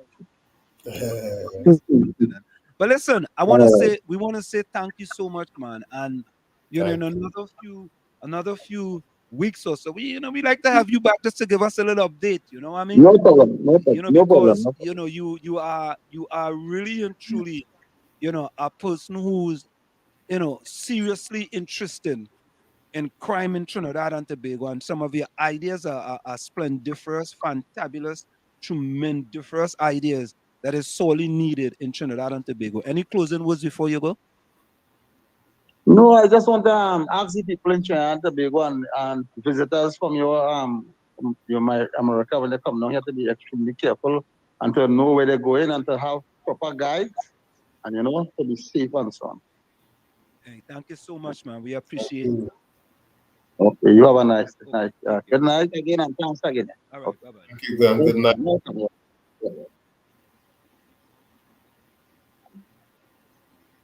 For me, I had to tell you, for me, that was off the chat. Yeah, man. He's really a man for country, for nation, for a better nation. Yeah. But Tommy, why do we have people like that in the well? I shouldn't even ask the question, but I'll still ask it. Why do we have people like that in the country who have been very successful at crime fighting, and we had them sitting on the sidelines, man? We had them sitting on the bench. Why?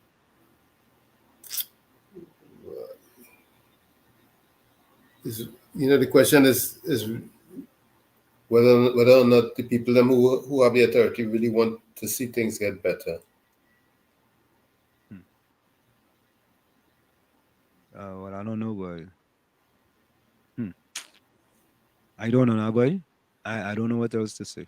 Because, when you think about it, the state of things calls for all hands on deck, especially someone with his experience and wisdom and knowledge.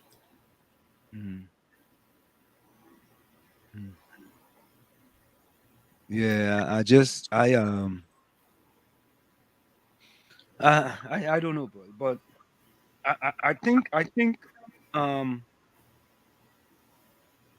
the program and just listening to some of the things that the fella have done is just unbelievable. And a man with so much expertise in crime fighting in Trinidad and Tobago, is Rennie Mohammed say, well, the system was designed that way. Too much success not allowed.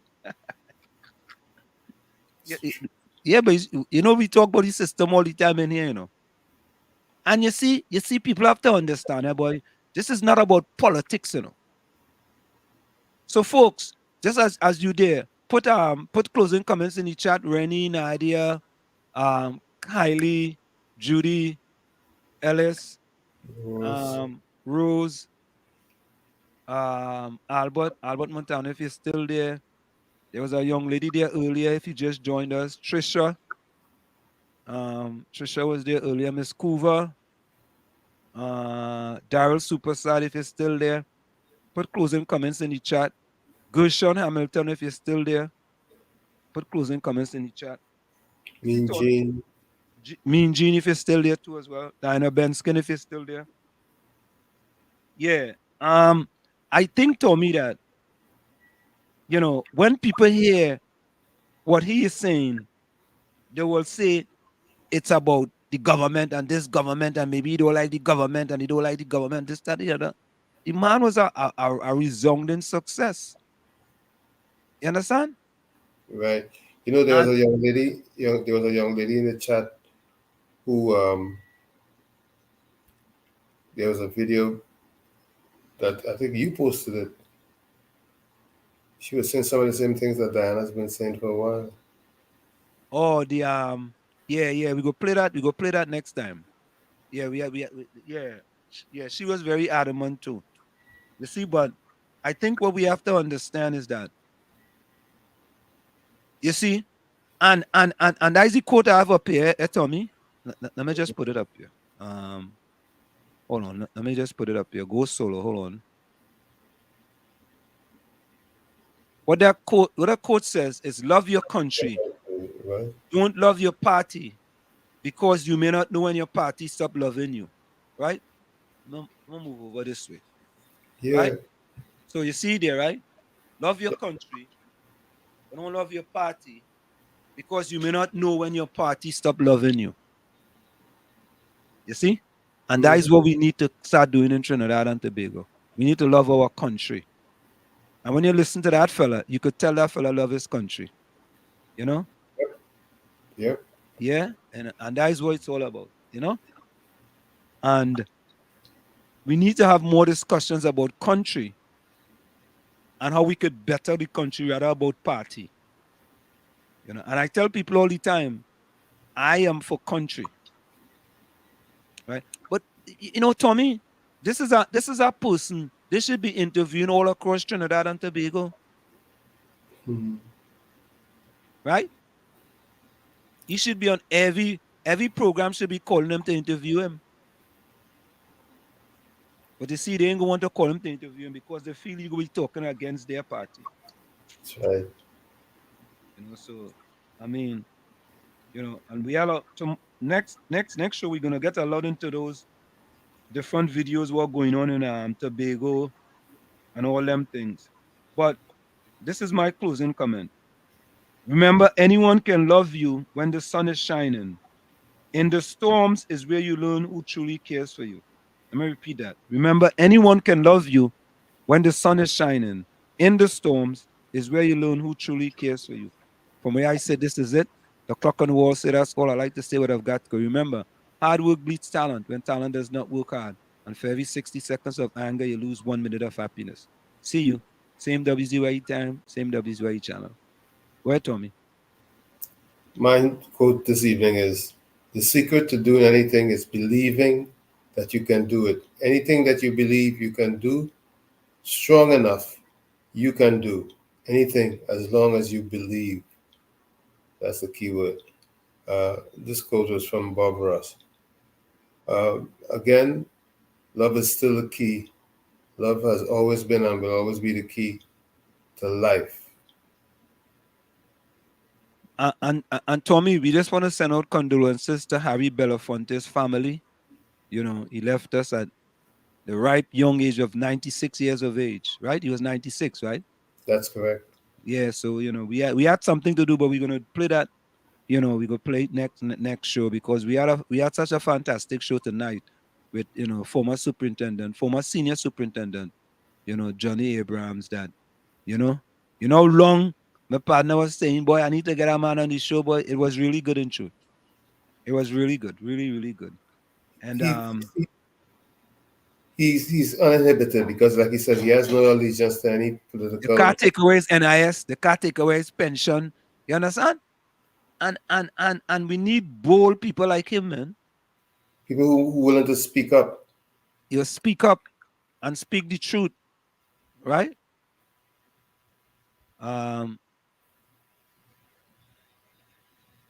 Albert Montano closing comment says, I like this kind of discussion. The program will help Trinidad be a better place. Yeah, that's what we're here for, man. You know what I mean? Mm-hmm. Judy says, you said it on point, Tommy. They love the criminals.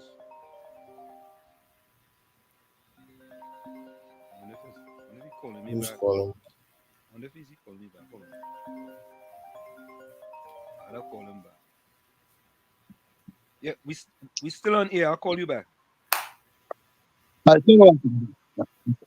Okay. Okay, yeah. All right. Yeah. Okay, you said it on point, Tommy. They love the criminals because it's $1 billion industry. Okay. Good night to you, Albert.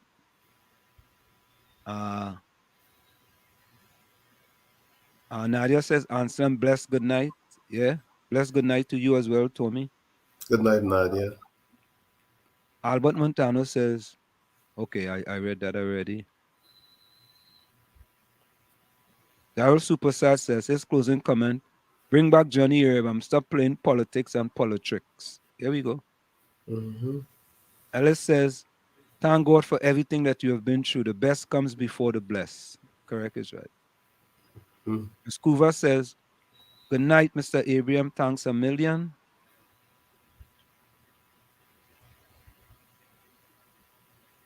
Okay. Okay. Nadia says, Rose, good night. Love, blessing. All right. I think we could play that one. Who will guard the gods? King Austin. Rennie says, live, love, laugh, ingredients to long life. Judy says, thank you, Mr. Johnny Abrams, for your service to TNT. Universal healings and blessings to you and yours. Albert says good night again, all. Yeah. Mean Gene says, closing comment. What an excellent, intelligent interview. Hey, what boy, my partner? Mean Gene boy. Mean Gene boy. Mean Gene boy. Yeah. Good night, Judy. Be safe. Rose says. Yeah. Okay. At least it looks like he better than Gigi, man. Yeah, he better than Gigi. Come on, man. You hear what Ellis says? Wall Street, you were the first to interview Mr. Abraham and allowed him to express himself. Hope the others follow. That gentleman got a wealth of information. Yeah, but but Ellis, I tell you, we originate, we don't imitate. And I start all of that, we don't need to have, and I'll say this over and over. I am not into having 500 people on our live, and it's just 500 people regurgitating the same information over and over and over and over. I want people to get some sort of brain food out of the discussion. Right, Tommy? Yep. I want you to get some type of brain food. When you come out of the program, you could say, well, boy, I learned something new. I learned this, a little something. Just a little something. That is all. Judy says my comment is I want to see morality back in Trinidad. They need to implement laws, rules, regulations back into the secure society. Too much vulgarity, disrespect, disregard for Trinidad.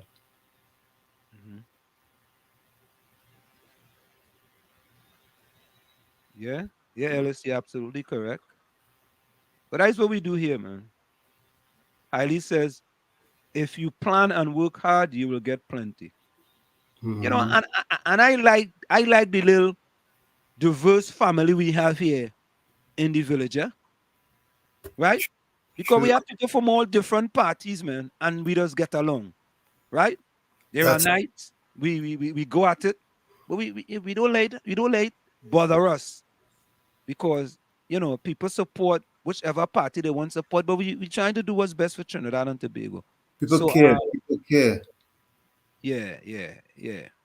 So by the way, folks, that young lady who sang that song, that was Ellis Labord's daughter. I figured that. Eh?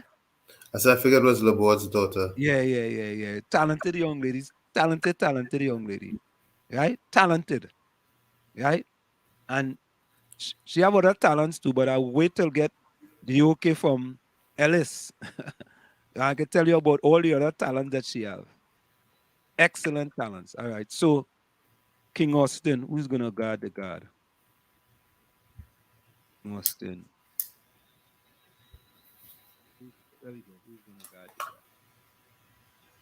Yes, so folks, again, we thank you all so very kindly for joining us tonight. It was always a pleasure. Oh, no, that's not what I want. I put up my own video there. Search here. Anyway, we'll see you at the next show. And till then, be safe. Love you all. Yeah, and we're gonna go out tonight with King Austin. Who's gonna guard the guard? You know, and Tommy, I gotta admit, I enjoyed the interview tonight. Yeah, he shared a lot, man. Yeah, he had a lot of info. Yeah, a lot of info, man. A lot of info and a lot of great information that, you know, we as a people need to take hold, man. You know, we one love in this village here. You know, so folks, I want to say a pleasant good night to everyone and thank you all for joining us again. We're gonna go out with King Austin, who is gonna guard the guard. See you all. Take care.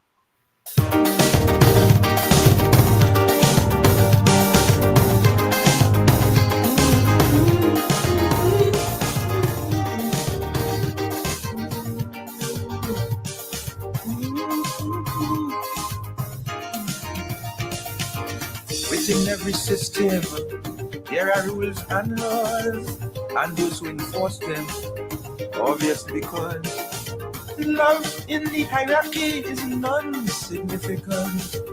So we find it necessary and highly important to gather our civil rights and surround this world, just as we built at night, who got full control. But if it is we fear to trust and guardians be to protect us, question for the lads, we're going to guard these guards.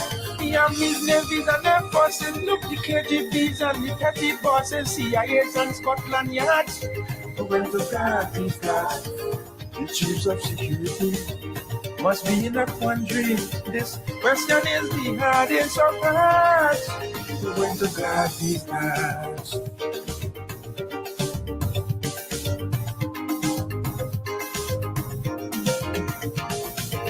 What a shocking factor to read in the news about one commander who could light the fuse. Oh, push the red button on a computer.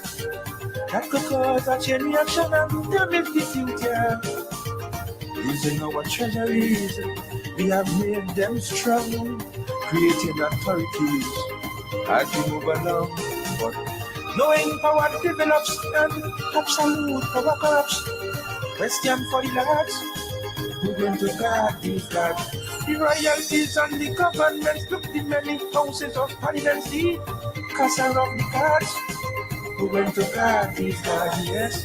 Question for the fanatics, advocating politics in the face of failing standards. We're going to guard these guards.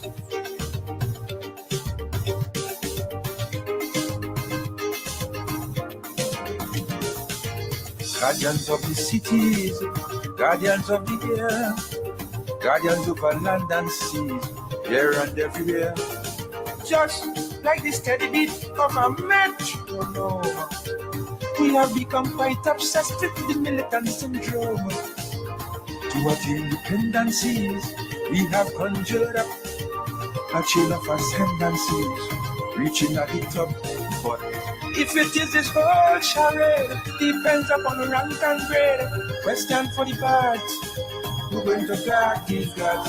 The administrators of state defense, the many heads of intelligence, the espionage galahad.